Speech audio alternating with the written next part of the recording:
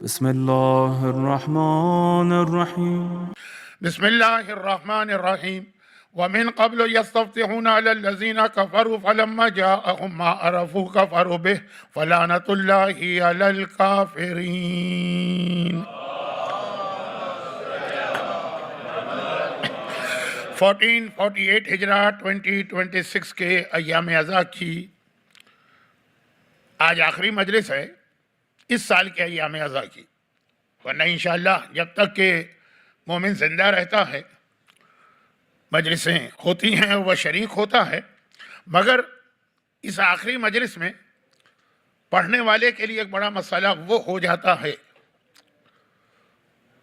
جو 17 ربیع الاول کے جشن کے حوالے سے بھی ہوتا ہے، یہ غم وہ خوشی، یہ مجلس وہ محفل، اور وہ یہ ہے کہ 17 ربیع الاول کو دو ایسی اہم ولادتیں ہیں کہ جن میں سے دونوں کا حق ایک ساتھ ادا کیا جائے یہ بہت مشکل ہوتا ہے۔ تو عام طور پہ یہی ہوتا ہے کہ رسول خدا ہی کا بیان ہوتا ہے اور آخر میں اگر خطیب کے پاس تھوڑا ٹائم ہو یا یہ کہ اس کو یاد آ جائے تو چند جملے وہ چھٹے امام کے بارے میں بھی کہہ دیتا ہے۔ یقیناً رسول کا رتبہ، رسول کا درجہ، رسول کی فضیلت امام معصوم سے زیادہ ہے، لیکن چونکہ دونوں تاریخیں یعنی دو الگ الگ اوکیزنز ایک ہی تاریخ میں جمع ہو گئے تو دیکھیں اناؤنسمنٹ کے اندر بھی بعض اوقات مس ہو جاتا ہے، اور یہی آج کی مجلس کا بھی مسئلہ ہے کہ آج شہادت کی مجلس ہے، اور جس امام معصوم کی شہادت کی مجلس ہے اس کا ہم لوگوں سے بہت گہرا تعلق ہے۔ ہم لوگوں سے میری مراد ہے all those مومنین who are living in غیبت، زمان غیبت، بہت گہرا تعلق ہے۔ لیکن دوسری جانب ایام ازا کی آخری مجلس ہوتی ہے، 2 مہینے 8 دن جو آپ نے ماتم کیا ہے، آج وہ رات ہے کہ دل بھر کے ماتم کر لیں، کل سے پھر خوشی کا ماحول آ جاتا ہے، تو یہ دونوں مصائب کو جمع کرنا بڑا مشکل ہوتا ہے۔ تو بہرحال اگر اس کی وجہ سے 11ویں امام کے شہادت کے بیان میں تھوڑی کمی رہ جائے گی تو میں امام سے بھی معافی کا طلبگار ہوں اور مجمع سے بھی آئیے اس تمہید کے بعد ایک گزارش تو یہ کر دوں کہ آنے والا دن کل ٹمورو جشن ہے، اور 2 مہینے 8 دن کے اس غم کے بعد جشن ہے۔ اب وہ جشن اس لیے بھی ہے کہ ایام ازا اختتام کو پہنچے، اور اس لیے بھی ہے کہ 11ویں امام کی شہادت معصومین کی آخری شہادت ہے۔ 11ویں امام کی شہادت کے بعد پھر ظالموں کو اللہ نے یہ موقع نہیں دیا کہ وہ کسی معصوم کو شہید کر سکیں، تو اس اعتبار سے بھی آخری غم کی رات ہوئی ہے۔ دونوں مناسبتیں جمع ہیں اس کے اندر، اور جہاں بہت تفصیل سے مجھے بیان کرنے کا موقع ملے، جو میں نے کل عرض کیا تھا کہ عسکریین پورا ایک عشرہ، تو وہاں تو یہ چیزوں کی وضاحت ہوتی ہے، لیکن یہاں ایک ایک دو جملوں میں مختصر بیان بھی آپ بات سمجھ رہے ہیں، اس اعتبار سے میں اطمینان سے گفتگو کو آگے بڑھا رہا ہوں۔ البتہ اس میں صرف ایک گزارش یہ کرنا ہے، اور وہ یہ ہے کہ ہمارا ایک عقیدہ اور ایک ایسا عقیدہ ہے کہ جس کا جملہ یہ ہے کہ اگر اس عقیدے کو آپ نہ مانیں نا تو دنیا تباہ ہو جائے گی، وہی قیامت ہے۔ اور وہ عقیدہ یہ ہے کہ یہ زمین 1 منٹ کے لیے بھی حجت خدا سے خالی نہیں ہوتی، 1 منٹ بھی نہیں۔ اگر 1 منٹ کا بھی گیپ آ جائے تو وہی قیامت ہے، وہی دنیا کی تباہی۔ تو اس کا مطلب یہ ہوتا ہے کہ جب ایک امام معصوم شہید ہوتا ہے اسی منٹ، اسی سیکنڈ اس کے بعد والے امام کی امامت شروع ہو جاتی، لیکن چونکہ معاشرتی اعتبار سے، عرفی اعتبار سے، عرفی اعتبار سے، دنیاوی اعتبار سے، ماحول کے اعتبار سے تاریخیں اگلی کہی جاتی ہے کہ آج یہ ہوا تو کل وہ ہوا، ورنہ زمانے کے امام کی امامت 8 ربیع الاول کی صبح کو جیسے ہی 11ویں امام شہادت کے منصب پہ فائز ہوئے اسی منٹ اور اسی سیکنڈ امام زمانہ کی امامت شروع ہو گئی۔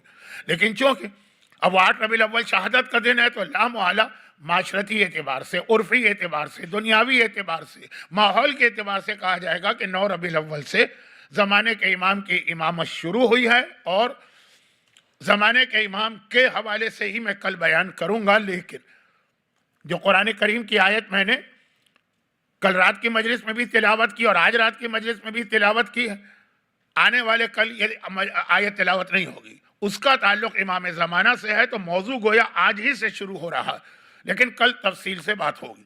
اور کل امام زمانہ کے حوالے سے جو گفتگو ہوگی اس میں 2 ایسے سوالات کا جواب دوں گا جو خواتین کے سوال ہیں۔ اور پہلا سوال یہ ہوتا ہے کہ جی امام زمانہ کی فوج میں عورتیں ہوں گی کہ نہیں ہوں گی؟ پہلا سوال۔ بہت زیادہ امام زمانہ کی فوج، امام زمانہ کو جوائن کرنا امام کے حوالے سے، یہ تمہید لمبی ہو رہی ہے، ویسے ہی وقت نہیں ہے۔ آج آپ لوگوں کے پاس شہادت کی رات ہے، کل بھی بہت مجلسیں ہوں گی میرا اندازہ۔ تو ایک سوال کیا جاتا ہے، چونکہ وہ میرے موضوع سے ریلیٹڈ ہے تو کل جواب ہوگا، اور ہو سکتا ہے کہ اسی سوال کے جواب میں ایک دوسرے سوال کی بات بھی میں بیان کر دوں کہ جب سوال ہی کا جواب دیا جا رہا ہے تو خواتین کا ایک اور سوال ہوتا ہے۔ وہ شہادت کی رات کو ذرا اسے لائٹ موڈ میں بیان کرنا مناسب نہیں ہے، آپ حضرات بھی اس کو سیریس سنیے گا، ورنہ کبھی کبھار یہ سوال پڑھتے ہوئے بھی میں ذرا سا مذاق کے انداز میں آ جاتا ہوں۔ اور سوال یہ ہے کہ مردوں کو تو جنت میں حوریں ملیں گی تو عورتوں کو کیا ملے گا؟ اب یہ امام زمانہ کے سوال کا جو جواب ہے کہ عورتیں شامل ہوں گی کہ نہیں، اسی میں اگر وقت ملا، بعض چیزیں ایسی ہوتی ہیں کہ پلاننگ میں ہوتی ہے، ٹائم میرے ہاتھ سے نکل جاتا ہے، لیکن اصل سوال یہ ہے کہ کل یہ خواتین کے 2 سوالوں کا جواب کیوں دیا جائے گا؟ اس کی وجہ یہ ہے کہ ایام ازاں کا اختتام جو ہوتا وہ کربلا کی خواتین کے جہاد کا اختتام ہوتا۔ جیسے آج بھی میں کوشش کروں گا کہ مصائب میں اہل حرم کی مدینے واپسی کے مصائب پڑھوں گا، تو اب یہ اہل حرم جو مدینے میں آئے تھے تو زینب کبریٰ کی قیادت میں آئے تھے نا، تو یہ جہاد ختم ہوا 8 ربیع الاول کو زینب کبریٰ کی قیادت کے اندر، تو 9 ربیع الاول ایک طرح سے خواتین کے حوالے سے بات ہے۔ دوسرے ہمارے یہاں ایک لفظ بہت مشہور ہو گیا، اور لفظ کیا یعنی ایک ٹرم، اور صحیح بھی ہے اپنی جگہ، عید الزہرا۔ تو کل کا دن تو ہے ہی جناب زہرا سے ریلیٹڈ، اور جناب زہرا کا جب تذکرہ ہوتا ہے تو لیڈیز کا رول سامنے آ جاتا ہے۔ عرب اسے فرحت زہرا کہتے ہیں، ہم عید زہرا کہتے ہیں۔ دونوں لفظ قرآن کریم میں الگ الگ جگہوں پہ آئے۔ حضرت عیسیٰ کے حوالے سے عید کا لفظ آیا ہے، اور سورہ روم میں جنگ بدر کے حوالے سے فرحت کا لفظ آیا ہے۔ لیکن آج رات کا موضوع اتنا اہم ہے، اور میں آنے والی رات کے بارے میں 5 منٹ آپ کے لے چکا ہوں، جلدی سے واپس آتا ہوں۔ کل میں نے ایک جملہ عرض کیا تھا کہ 10ویں اور 11ویں امام کی سیرت اس طرح سے ایک دوسرے سے ملی ہوئی ہے کہ اسے الگ نہیں کیا جا سکتا، اسی لیے ان تاریخوں کا نام ہی عسکریین، 2 عسکری، دونوں ایک ہی جگہ رہتے تھے سامرہ میں، اس محلے کا نام تھا عسکر۔ گرچہ اس میں وہ واقعہ بھی ہے کہ امام نے اپنی فوج دکھائی تھی، لیکن وہ اتنی ساری باتیں بیان جمع نہیں ہو سکتی۔ جیسے 5ویں اور 6ٹھے امام کی سیرت ایک دوسرے سے بالکل کنیکٹڈ ملی ہوئی ہے، بیچ میں کوئی لائن ڈرا کرنا بہت مشکل ہو رہا ہے کہ یہاں تک 5ویں امام کا رول ہے نعوذ باللہ، اور یہاں سے 6ٹھے کا ایک ہی، اسی لیے صادقین کہلاتے ہیں وہ۔ امام حسن اور امام حسین حسنین، کربلا آپ سمجھ نہیں سکتے ہیں جب تک کہ امام حسن کی صلح کو نہ سمجھیں گے، یہ دونوں ملے ہوئے۔ تو اسی طرح 10ویں اور 11ویں امام۔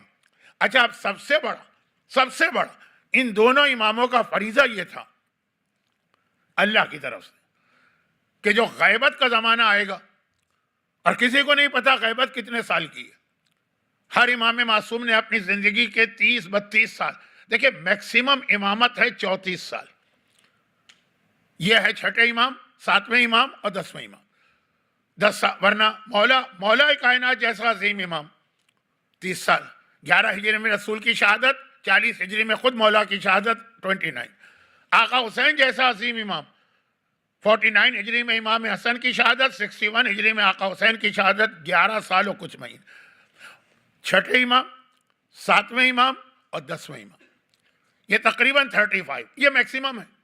غیبت کا زمانہ کتنا ہے؟ 50 سال، 100 سال، 200 سال، 1000 سال، نہیں، کسی کو نہیں پتا۔ 1200 سال سے زیادہ تو ہو گئے ہیں، اور ابھی پتہ نہیں کتنا اور عرصہ ہوگا۔ لوگ اندازے لگاتے ہیں، بلکہ یہ جملے بھی میں نے اپنے کان سے سنے جسے میں ایک وجہ سے غلط سمجھتا ہوں کہ بس بالکل ظہور قریب آ گیا ہے اور ہمیں امام کے قدموں کی آواز سنائی دے رہی ہے، اور ہمیں امام کی خوشبو محسوس ہو رہی ہے، اور بلکہ امام آ بھی چکے ہیں، ابھی سامنے ہمارے نہیں آئے۔ لیکن تاریخ اسلام کو دیکھنے کے بعد میں اس نظریے کو بالکل غلط کہتا ہوں، اور یہ ایک الگ موضوع ہے، شاید کل آ جائے، آج نہیں۔ لیکن بہرحال یہ بات یہ کیوں آ گئی کہ غیبت کا زمانہ بہت لمبا ہونا ہے. 5ویں 6ٹھے 8ویں 7ویں امام کو اپنے 30-35 سال کے زمانے کو دیکھ کے بھی باتیں کرنا ہے, آنے والے کے لیے اشارے. لیکن 10ویں اور 11ویں کو تو ساری تیاری کرانا ہے 1200 سال کی, اور 1200 تو میں اس لیے کہہ رہا ہوں کہ ابھی 1200 ہو گئے. خدا کرے کہ امام کل آ جائیں, لیکن اگر ہو سکتا ہے 1000 سال کے بعد بھی نہ آئیں, تو 10ویں اور 11ویں کو تیاری کرانا تھی, پریپریشن کرانا تھی 3000 سال کی, 4000 سال کی. یہ ہماری دعا نہیں ہے, لیکن اللہ کی مصلحت, بلکہ واقعہ بھی آئے گا 11ویں امام کا, اس میں جملہ بھی. تو اب ان کو زیادہ تیاری اپنے زمانے کے لیے نہیں کرانا, اس زمانے کے بھی جو پرابلم ہے انہیں بھی سالو کرنا ہے, لیکن زیادہ آنے والوں کا خیال کرنا. دونوں کی سیرت ملا دی گئی, ایک بات. دوسری بات یاد رکھی, اچھا اب یہ تیاری کیوں کرانا ہے؟ سورہ بقرہ کی آیت نمبر 89 جو میں نے کل بھی تلاوت کی, آج بھی تلاوت کیا, اس کا ترجمہ قرآن کہہ رہا ہے وَمِن قَبْلُ, اے رسول تم آخری رسول ہو, تم آخری رسول. ہم بات کر رہے ہیں آخری امام کی, تو آخری رسول کو پہلے سمجھیے. تم آخری رسول, تمہارے آنے سے پہلے یستفتحون علی الذین کفروا, ایسے لوگ تھے صحیح عقیدہ صحیح ایمان والے کہ جو تمہارے آنے کی دعا مانگتے تھے. جو عربی جانتا ہے اس کو پتا ہے کہ عربی کے اندر جب کسی ورب سے پہلے حمزہ سین اور تے آ جائے, استفتحو, تو اس کا مطلب یہ ہوتا ہے کوئی چیز طلب کرنا, کوئی چیز مانگنا, کوئی دعا کرنا. اب اس وقت عربی کی ڈیٹیل میں جانے کا وقت نہیں. یستفتحون, یہ لوگ دعا کرتے تھے. کس چیز کی دعا کرتے تھے؟ اسی میں آ گیا یستفتحون. سین و تے کو ہٹائیے تو فتح و نصرت, وکٹری.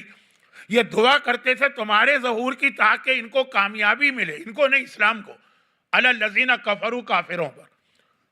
یہ دعا کرتے تھے, اپنے لیے نہیں. انہیں خود کوئی بھائی ہم تو زمانے کے امام کے لیے دعا کرتے ہیں تو زیادہ ذہن میں اپنا خیال ہوتا ہے, ہماری جانیں بچیں, ہماری عزتیں بچیں, جو ہمارا قتل عام ہو رہا ہے, جس کو جہاں موقع ملتا ہے ہمارے پورے شہر جلا دیتے ہیں, ہماری پوری نسل تباہ کرنے کی کوشش کرتے ہیں, جوانوں کے لاشیں ہم کو اٹھانا پڑ رہے ہیں, ہمارے کاروبار تباہ کیے جاتے ہیں. یہ پوری غیبت امام کے زمانے کی کہانی. ہو سکتا ہے کہ اس مجمع میں بھی ایسے لوگ بیٹھے ہوں جو ان حالات کی وجہ سے اپنا وطن چھوڑ کے یہاں پہ آئے. تو اب یہ ہے کہ ہم ظہور امام کی دعا مانگتے ہیں تاکہ ہمارے یہ پرابلم سالو ہو, ہمیں وہ سکون ملے, ہمیں وہ امن ملے, ہمیں وہ چین ملے. لیکن قرآن جن کی بات کر رہا ہے وہ اپنے لیے امام کے ظہور کی دعا نہیں مانگ رہے تھے, وہ مانگ رہے تھے دین کے لیے کہ یہ آخری رسول, آخری امام نہیں, یہ بات ہو رہی ہے آخری رسول جلدی سے ظاہر ہو تاکہ دین حق کو, صحیح دین کو کامیابی ملے کافروں پر. لیکن اسی آیت میں خدا کہہ رہا ہے فَلَمَّا جَاءَهُم مَّا عَرَفُوا بِهِ, لیکن جب وہ آ گیا جس کے لیے دعا مانگ رہے تھے, انہی لوگوں نے اس کا انکار کر دیا, ہم نہیں مانتے تمہیں. فَلَعْنَةُ اللَّهِ عَلَى الْكَافِرِينَ, ایسے انکار کرنے والوں پہ اللہ کی لعنت ہو جو پہلے ظہور کی دعا مانگتے ہیں اور جب ظاہر ہو جائے تو یہی لوگ اس کے دشمن ہو جاتے ہیں. اب یہاں پہ 2 جملے میرے سن لیجئے, 2 جملے نہیں ہیں, یہ 2 مجلسیں ہیں. لیکن کیا کروں, اتنا وقت یہاں ملتا نہیں ہے. یہاں سے مطلب یو ایس کا جو ایک سسٹم ہے کہ صرف ویکینڈ پہ ہی مجلس ہو پائے گی, تھرسڈے فرائیڈے سیٹرڈے 3 دن کی مجلس میں تو میری تمیز بھی پوری نہیں ہوتی. جہاں پورا اشرا پڑھتا ہوں وہاں تفصیل سے, آرام سے, اطمینان سے بات کرتا ہوں. خیر, تو خلاصہ یہ ہے یہاں کی بھی مجبوری ہے. میں یہ نہیں کہہ رہا ہوں کہ مومنین کاہل ہیں, لاپرواہ ہیں, سست ہیں. 2 مہینے 8 دن جس طرح آپ نے عزاداری کی, یقیناً شہزادی کونین کی بارگاہ سے اجر ملے گا. آپ کے اپنے بھی دوسرے واجبات ہیں, ان کے درمیان گھر والوں کا خیال کرنا بھی واجبات میں شامل ہے, نان و نفقہ بھی واجبات میں ہے. تو ذرا میرے جملے میں آپ کی توہین کا پہلو تھا تو میں نے کہا نہیں, توہین کی نیت سے نہیں کہہ رہا ہوں, آپ کے پریکٹیکل پرابلمز ہیں. لیکن ہمارا بھی مسئلہ, بس 2 جملے سن لیجئے اس آیت کو, پھر دوہرا دو. اے رسول, دیکھو ان لوگوں کو جو تمہارے ظاہر ہونے سے پہلے تم آخری رسول ہو نا, آخری رسول. وہ دعا مانگتے تھے کہ آخری رسول جلدی آ جائے تاکہ دنیا سے کفر کا خاتمہ ہو, اسلام کو کامیابی ملے. لیکن جب ان کی دعا قبول ہوئی اور وہ آ گیا تو انہی لوگوں نے اس کا انکار کیا اور ایسے لوگوں پہ اللہ کی لعنت ہو. اب آئیے 2 جملے. پیغمبر کا سب سے زیادہ انتظار, کیونکہ یہ ربیع الاول کا مہینہ بنیادی طور پہ رسول خدا کا مہینہ, 28 صفر پیغمبر کی وفات، 1 ربیع الاول پیغمبر کی ہجرت، 12 ربیع الاول مدینے میں پہنچنا پیغمبر کا، 14 ربیع الاول مسجد قباء کی تعمیر، 17 ربیع الاول پیغمبر کی ولادت۔ بہت جلدی میں نے کہا کہ ربیع الاول رسول کا مہینہ۔ چنانچہ یہ بات یاد دلانا ضروری کہ جتنا آخری امام کا ہم اور آپ انتظار کر رہے ہیں، ہم سے کئی گنا زیادہ، 100 ٹائم زیادہ انتظار پیغمبر کا کیا جا رہا تھا۔ آپ کو واقعات نہیں معلوم، جیسے آج بھی اگر آپ پوری دنیا کی پاپولیشن دیکھیں کتنی ہوگی، 7-8 ملین، اس کے اندر امام کا انتظار کرنے والے اتنے کم لگتے ہیں، پرسنٹیج نکالے کہ باقی دنیا کو تو پتہ بھی نہیں ہوگا کہ کوئی گروہ ایسا ہے اس دنیا میں جو ایک امام کا انتظار کر رہا۔ اسی طرح سے اس زمانے میں دنیا کی آبادی اور جو رسول کے ہم حالات سنتے ہیں، پیغمبر کی ولادت کے بعد کیا ہوا، ولادت سے پہلے جتنا انتظار پیغمبر اسلام کا کیا گیا، ہم تو اس کے مقابلے میں کچھ بھی نہیں۔ اس کی میں تشریح بھی کرتا ہوں، لیکن چھوڑ دیجئے کہ مجھے 11ویں امام پہ آنا ہے، بس 2 جملے۔ اور انتظار کرنے والوں انڈیویجول بیس پہ سب سے زیادہ انتظار ابو عامر نے کیا۔ آپ واقعات پڑھیں ابو عامر کے، سب سے زیادہ انتظار اس نے کیا۔ مگر جب پیغمبر آ گئے تو اتنا یہ رسول کا دشمن بنا کہ پیغمبر نے اس کا نام چینج کر کے کہا اسے ابو عامر مت کہا کرو، اسے فاسق کہا کرو، فاسق۔ اور کیا بات ایسی ہو گئی تھی کہ پیغمبر جیسا سافٹ اسپوکنگ، صاحب خلق عظیم، بہترین اخلاق والا، اور اس کا نام فاسق رکھ رہا ہے۔ کیوں؟ اور سب سے زیادہ اس نے انتظار کیا۔ بعد میں پیغمبر کا دشمن بنا۔ کیسا دشمن بنا؟ یہ مکے میں جا کے مکے کے کافروں کو اکسا رہا ہے، بدر کا، احد کا، خندق کا، اس میں رول ہے اس کا۔ یہ مدینے والا تھا، اور جب کافر ہمیشہ کے لیے شکست کھا گئے بدر، احد، خندق کے بعد، پھر مکے کے کافر رسول کے مقابلے میں نہیں آ سکے تو وہ رومن امپائر کے پاس چلا گیا، اور انہیں پیغمبر کے خلاف تیار کیا کہ وہ لشکر لے کے آئیں۔ جنگ موتا ہوئی جس میں عبداللہ ابن جعفر طیار، جناب زینب کے شوہر، ان کے والد شہید ہوئے۔ ایسا دشمن اسلام بنا کون؟ جو سب سے زیادہ انتظار کر رہا تھا، نمبر 1۔ یہ ہوا انڈیویجول۔ اور کلیکٹیو بیس پر سب سے زیادہ پیغمبر کا انتظار کس نے کیا؟ ہم کوئی انتظار نہیں کر رہے ہیں اگر ان کو دیکھیں۔ کس نے کیا؟ خیبر کے یہودیوں نے۔ اتنا انتظار پیغمبر کا کیا کہ آپ ان کے حالات پڑھیں تو آپ کو یقین نہیں آئے گا کہ ایسا بھی کوئی انتظار کر سکتا ہے۔ انہوں نے کیا، اور سب سے بڑے دشمن کون بنے؟ وہی بنے۔ تو ہمارے سامنے قرآن کی آیت آ گئی، وہی کافی۔ خدا بندہ تو نے کہہ دیا کہ ایسے لوگ ہیں جو سب سے زیادہ دعا بھی مانگتے ہیں ظہور کی، اور وہی سب سے بڑے دشمن بنتے ہیں۔ لیکن اطمینان قلب کے لیے ہمارے سامنے تاریخ کے، ہسٹری کے پیجز پر ابو عامر کا بھی واقعہ موجود ہے، اور خیبر کے یہودیوں کی دشمنی بھی موجود۔ اب یہ ہسٹری ریپیٹ نہ ہونے پائے، یہ ذمہ داری تھی 10ویں اور 11ویں کی، کیونکہ اب 10ویں اور 11ویں کا مطلب ہے کہ آخری امام بہت قریب آ گیا۔ اس وقت کون سوچ سکتا تھا کہ آخری امام جو ہے وہ 1200 سال غیبت میں رہے گا؟ غیبت کی بات ہو رہی تھی، لیکن لوگ سمجھ رہے تھے 5 سال، 10 سال، 50 سال، 100 سال۔ تو اب یہ 10ویں اور 11ویں کی ذمہ داری تھی کہ جو سورہ بقرہ کی آیت 89 اور جو ابو عامر فاسق اور جو خیبر کے یہودیوں کی ہسٹری ہے وہ ریپیٹ نہ ہونے پائے، تو تمہیں اس طرح سے آخری امام کا انتظار کرنے والوں کو تیار کرنا کہ جب امام آئے تو یہ لوگ ان کے دشمن نہ بنے، ان کے ساتھی بنے۔ اچھا، اب یہ بہت مختصر میں نے کہا۔ اب آئیے ذرا سے اس کی تشریح کروں، اس سے پہلے ایک جملہ اور کہے گا۔ بدترین گناہ جس کے قطعاً کوئی معافی نہیں، باقی ہے تھوڑا سا آگے جائیے گا، تھوڑا سا وہ جو دروازے کے قریب ہیں وہ لوگ تھوڑا سا آگے آ جائیں۔ آپ نہیں، آپ اپنی جگہ رہیے۔ چلیں، ہم تو آپ آگے آ ہی گئے۔ خلاصہ یہ، اب ایک جملہ سنی، بدترین گناہ شرک کا گناہ۔ شرک کی قطعاً معافی نہیں ہے تو قرآن کی واضح آیت۔ ہاں، شرک کی ڈیفینیشن کیا؟ وہ نہیں ہے جو وہابی حضرات کہتے ہیں یا تکفیری لوگ کہتے ہیں،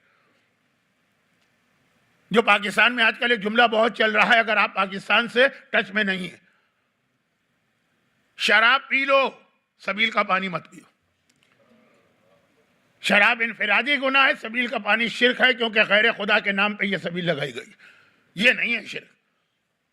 لیکن بہرحال اب یہ موضوع اگر میں ادھر چلا گیا تو پھر تو ایک اشرا بھی کم ہے۔ تو خلاصہ یہ ہے کہ شرک جو حقیقی شرک ہے نہ کوئی چیز شرک، اس کی قطعاً معافی نہیں۔ مگر دنیا میں شرک آیا کیسے؟ آنا ہی نہیں چاہیے، کیونکہ دنیا کا پہلا انسان آدم جو دنیا میں آئے وہ تو موحد و توحید والے تھے. آغاز جو ہے وہ تو بالکل صحیح عقیدے سے ہوا. تو گڑبڑ خرابی آئی کہاں سے؟ محبت. شرک کا گناہ معاشرے میں آیا محبت سے. اب یہ ہسٹری ریپیٹ نہ ہونے پائے یہ 11ویں امام کی ذمہ داری تھی. اب یہ باتیں زبان پہ ایسی آ جاتی ہیں کہ تفصیل کا دل چاہتا ہے. تفصیل جو ہے وہ نہ میرے پاس وقت ہے نہ آپ کے پاس وقت ہے، لیکن بہت ہی مختصر. جب زمانے کا امام آئے گا تو 4 نبی ان کا ساتھ دینے کے لیے آئیں گے. وہ 4 نبی جو اب تک زندہ ہیں وہ ان کا ساتھ دینے کے لیے آئیں گے. حضرت عیسیٰ کا نام تو ہر ایک کو پتا ہے، لیکن حضرت عیسیٰ تو سب سے آخر میں جوائن کریں گے جب امام دمشق جائیں گے، ڈمسکس. زمانے کا امام تو مکے میں ظاہر ہوگا نا. 3 نبی مکے کے اندر امام کو جوائن کریں گے، حضرت خضر اور حضرت الیاس اور حضرت ادریس. تو یہ چاروں میں سب سے پہلا نبی، یعنی اگر آپ نبوت کی ہسٹری دیکھیں تو وہ ادریس ہے. حضرت ادریس حضرت نوح سے بھی پہلے گئے. حضرت نوح سے پہلے بہت کم نبی گزرے، کیونکہ آدم صحیح عقیدہ لے کر آئے. اب جب تھوڑی خرابیاں پیدا ہو رہی ہیں تو چونکہ اب یہ سارے صحیح عقیدے آئے تھے، خرابی پیدا ہوتے ہوتے ٹائم لگتا ہے نا. تو حضرت ادریس بہت امپورٹنٹ پرسنالٹی، بیان کرنے کی ضرورت نہیں ہے. آپ میں سے ہر چہرہ مجھے نظر آ رہا، چہرے چمک رہے ہیں. یہ وہ سب لوگ ہیں جو کربلا کی زیارت کر چکے ہیں. جب کربلا کی زیارت کرتے ہیں تو آپ مسجد سہلہ بھی جاتے ہیں اور وہاں پہ حضرت ادریس کا مقام ادریس 2 رکعت نماز پڑھتے ہیں. تو اگر وقت ہو قافلے والے کے پاس، جیسے کبھی میرے پاس وقت ہوتا ہے، تو حضرت ادریس کا تھوڑا انٹروڈکشن کرا دیتا ہوں کہ مسجد سہلہ امام زمانہ کا ہیڈ کوارٹر بنے گا، اس میں حضرت ادریس کی جگہ کیوں ہے؟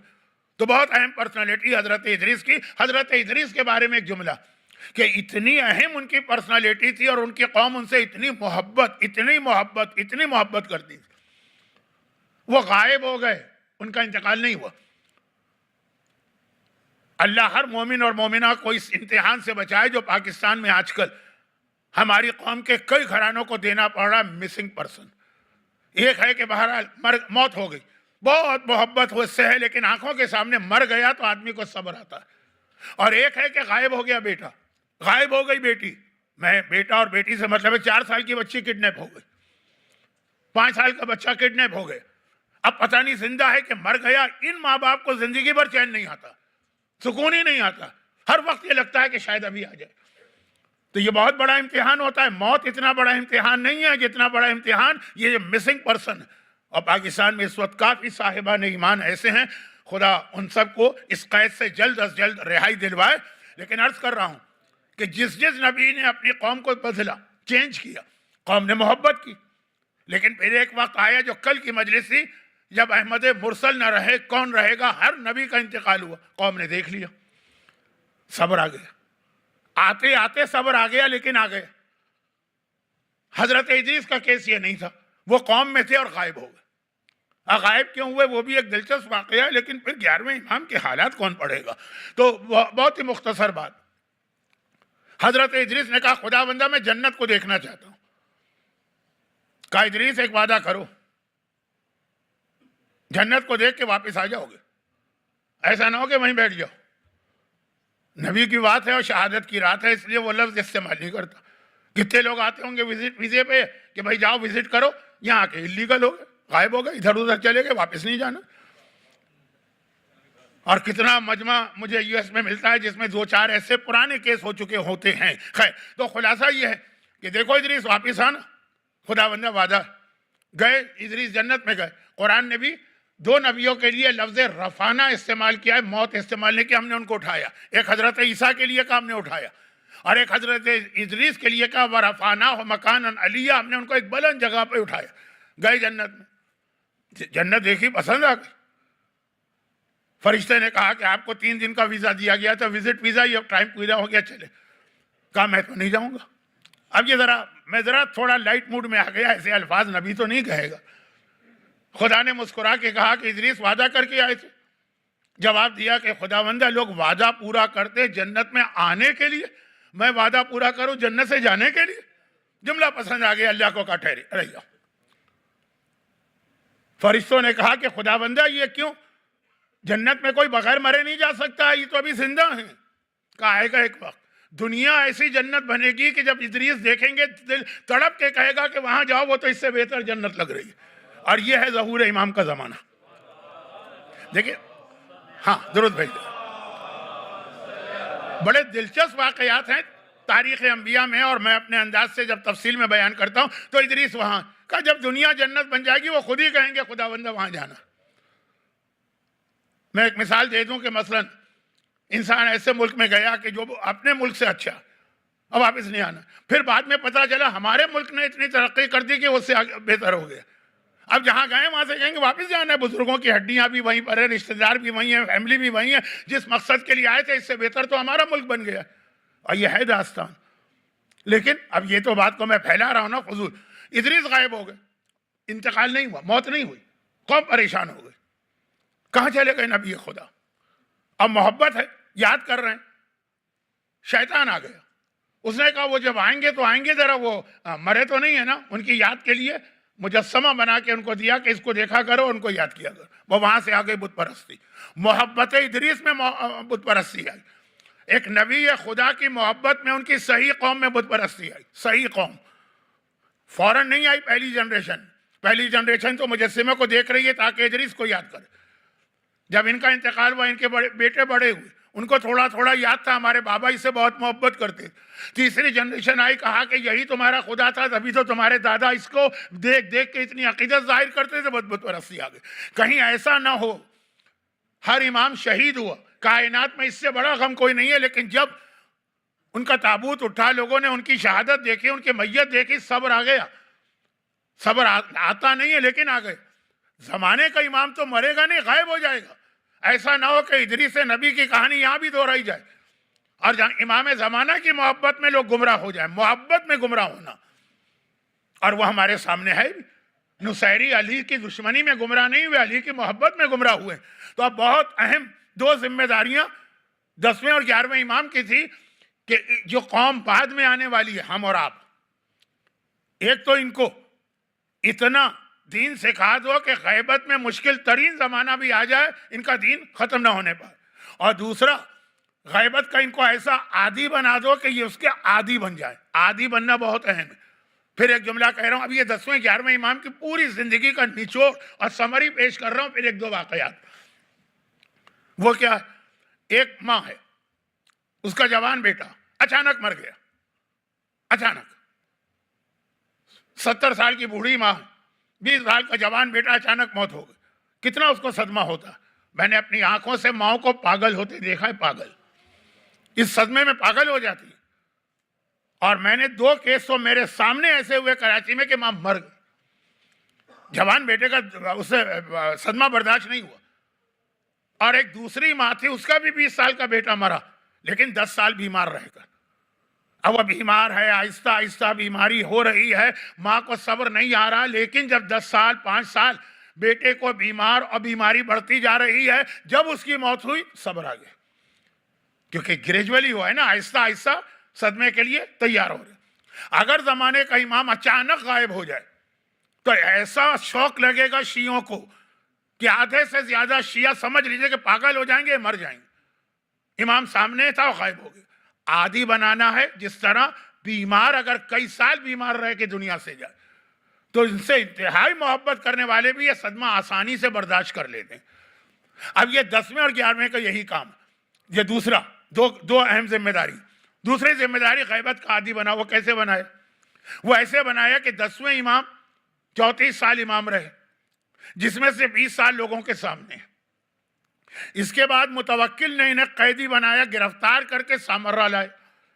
سامرہ میں 10ویں امام کو ویسی جیل نہیں ملی جیسے 7ویں کو ملی تھی، بلکہ ایک گھر لیا، جس کو آج کل پاکستان میں مثلاً کہا جاتا ہے ہاؤس اریسٹ۔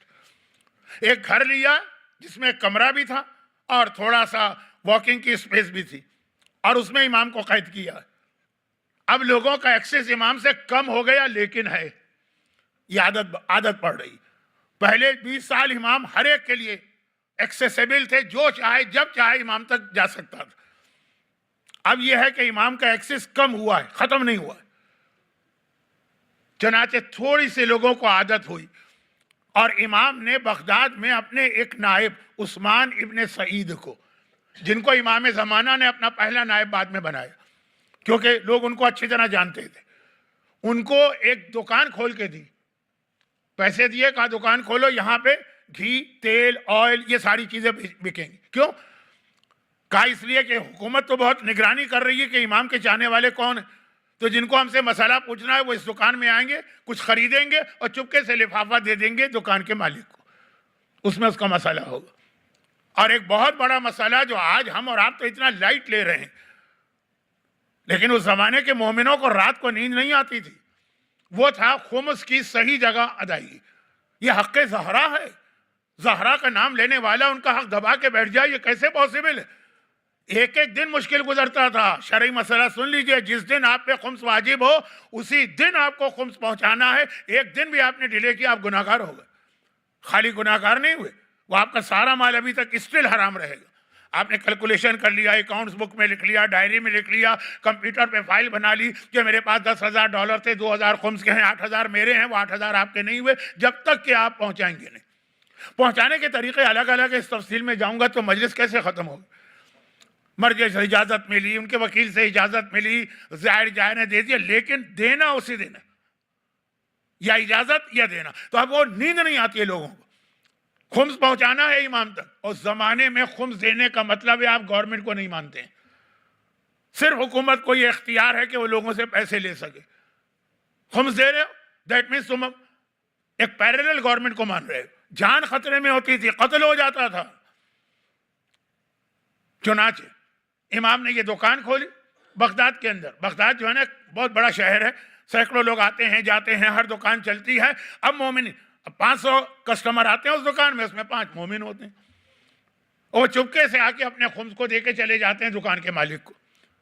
تو خمس دینا، مسئلے پوچھنا، دعا کی درخواست کرنا، امام ہیں، پتہ ہے کہ ہیں سامرہ میں موجود، اور اوکیجنلی مومنین ان سے مل کے بھی آ جاتے ہیں۔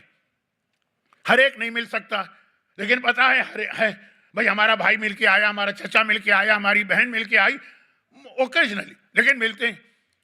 اور وہ سسٹم ہے کہ خمس، دعائیں، مسئلے، یہ سسٹم چل رہا ہے بغداد کے ذریعے۔ اب ہوا کیا کہ لوگوں کو غیبت کی عادت ڈالی جا رہی۔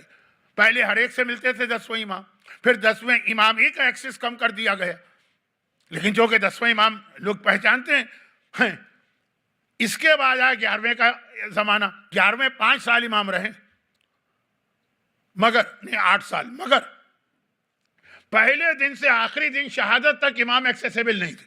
جس دن امام امامت پہ آئے اسی دن خلیفہ نے گرفتار کر کے ان کو اس جیل میں ڈال دیا جو جیل بھی نہیں تھی۔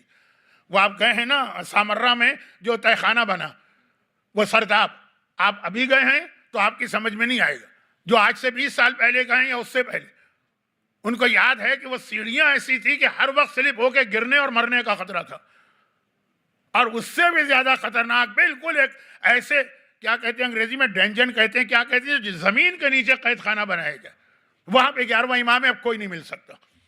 وہ 10ویں امام کی طرح سے وہ گھر نہیں تھا کہ ایک گھر ہو اور ایک کمرہ ہو تو آدمی کسی نہ کسی طرح ایکسس کرتا، کوئی نہ کوئی جاننے والا پولیس میں ہوتا ہے، فوج میں ہوتا ہے، گورنمنٹ میں ہوتا ہے، ملا دیتا۔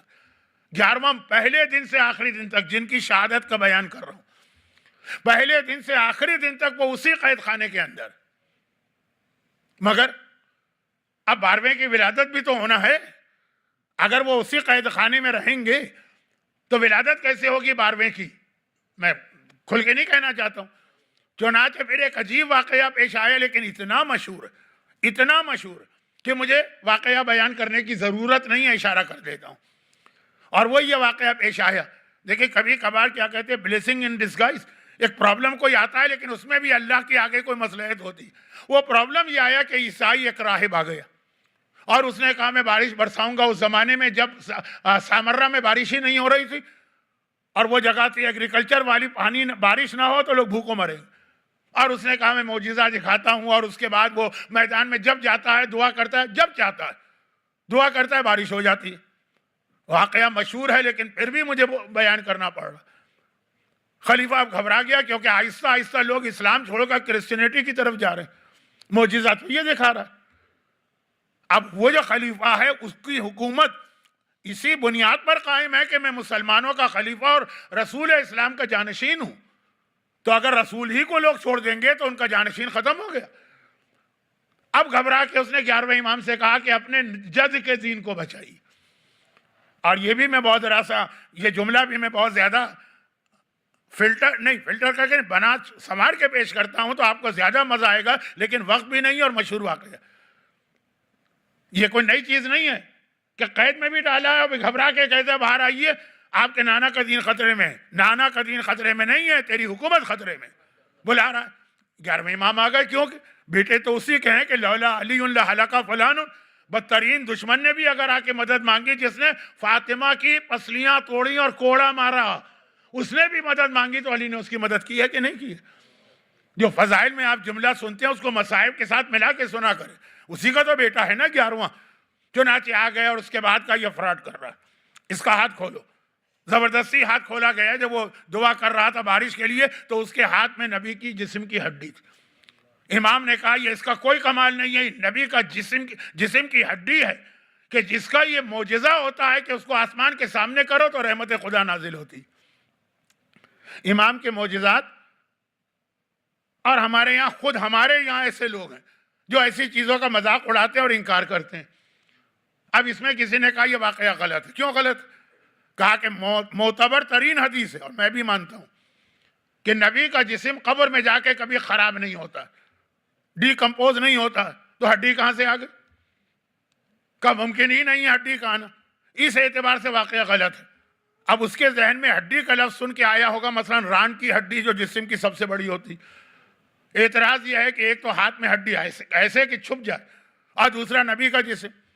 نبی کے جسم کی ہڈی مرنے کے بعد نہیں ملے گی کیونکہ ان کی باڈی بالکل صحیح سلامت ہے, لیکن زندگی میں نبی کی جسم کی ہڈیاں ٹوٹتی ہیں.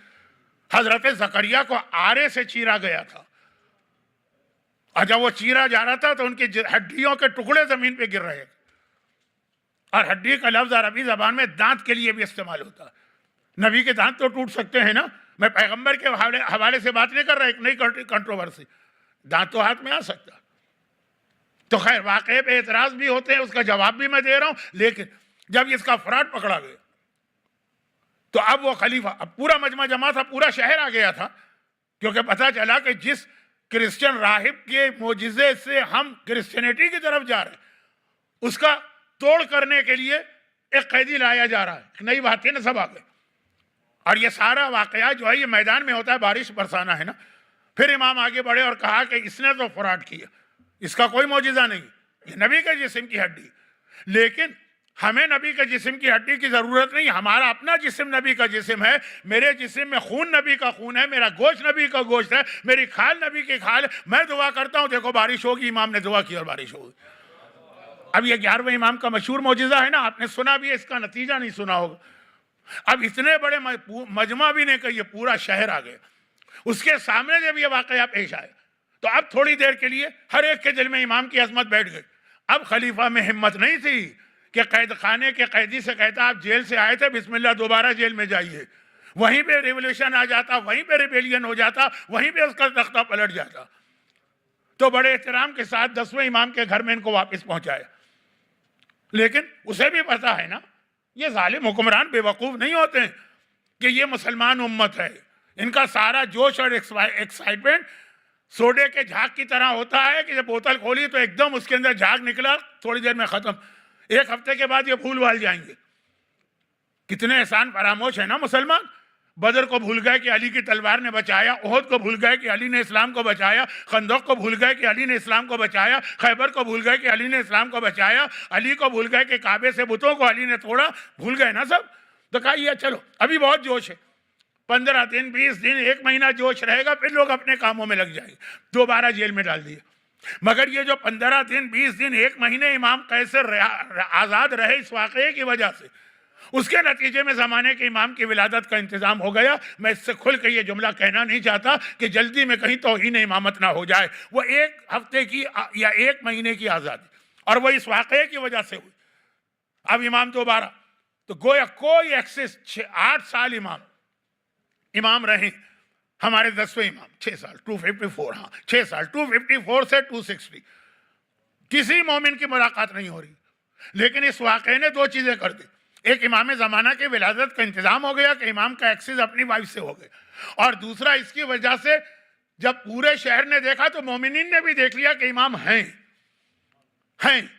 ایسا نہیں ہے کہ کوئی 11واں ہو ہی نہیں، ابھی تو ان کا وجود ثابت کرنا پڑے گا کہ یہ ہیں۔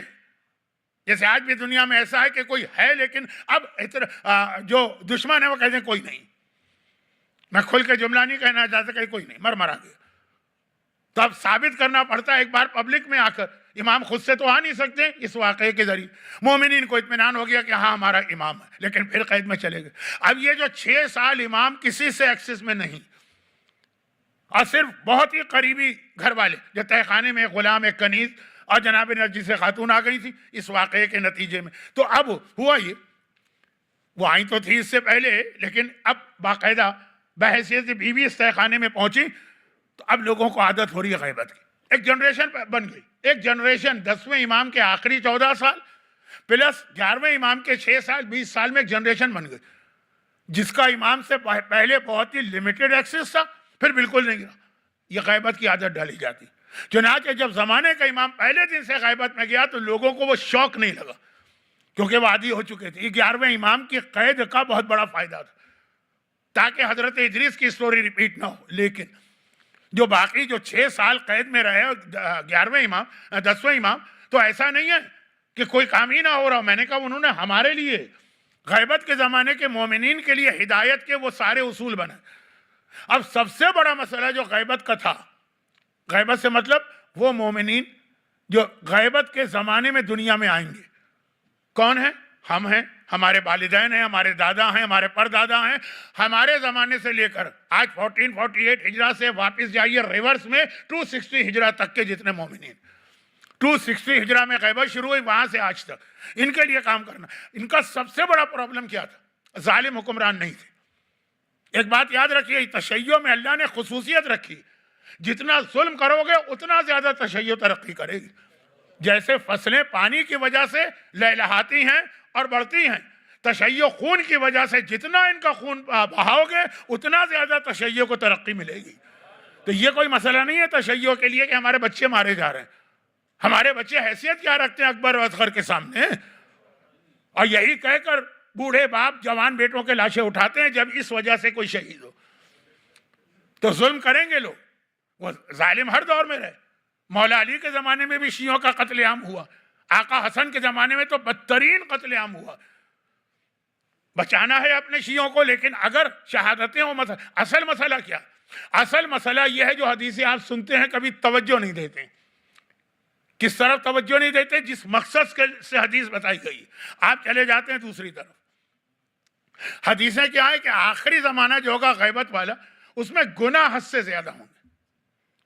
اب ہم یہ سنتے ہیں نا تو ہم دیکھتے ہیں گناہ بہت ہے، ہم کہتے ہیں امام قریب آ گئے، ہمارے ذہن ادھر جاتے ہیں کہ امام اب کتنی دیر رہ گئی۔ یہ نہیں جاتے کہ یہ حدیثیں ہمارے لیے سنا، اس لیے معصوم نے بتائیں کہ دیکھو تم کہیں اس خرابی میں مبتلا نہ ہو۔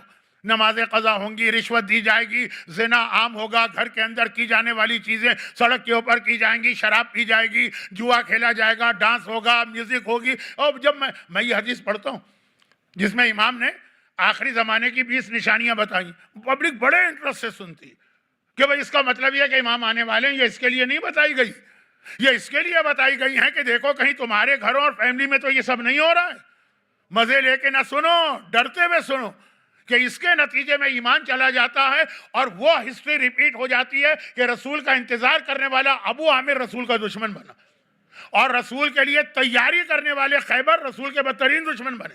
یہ حدیثیں اس لیے سنائی جاتی ہیں کہ اپنے آپ کو دیکھو، اپنے گھر کو دیکھو، کہیں ایسا تو نہیں کہ تمہارے گھر میں نماز قضا ہو رہی، ایسا تو نہیں کہ تمہارے گھر میں کوئی بے حجاب عورت گھوم رہی، ایسا تو نہیں کہ تمہارے گھر میں ٹک ٹاک، انسٹاگرام، واٹس ایپ، اس کے چکر میں ہماری ایسی شریف بچیاں کیمرے کے سامنے جا کے ایسی ہو جاتی کہ بعض اوقات نعوذ باللہ یہ لفظ زبان پہ نہیں لانا چاہتا میں، پورن مووی کے سٹار جو ہے نا، وہ لگتا ہے کہ یہ سیدانی اور انتہائی شریف بچی۔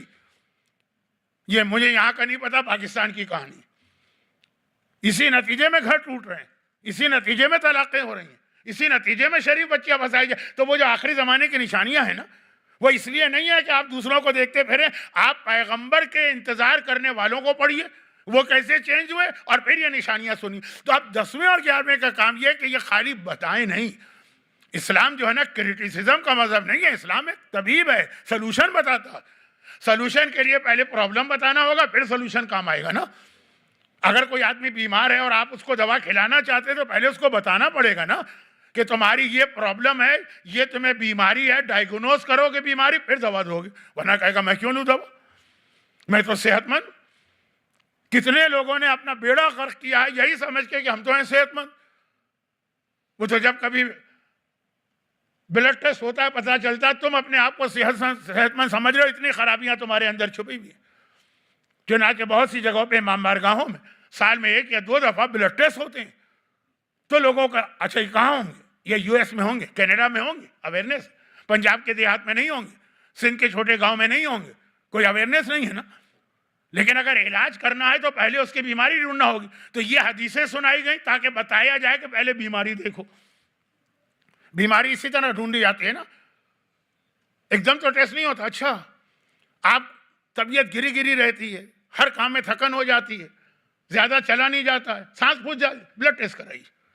اب امام نے وہی کہا شرابیں پی جائیں گی، آپ کو یقین نہیں آئے گا، میں صحیح بات بتا رہا ہوں، یقین نہیں آئے گا. ویسے اچھا خیر، ویسے کون سی میری باتوں پہ یقین کرتے ہیں، اس پہ بھی نہ کر.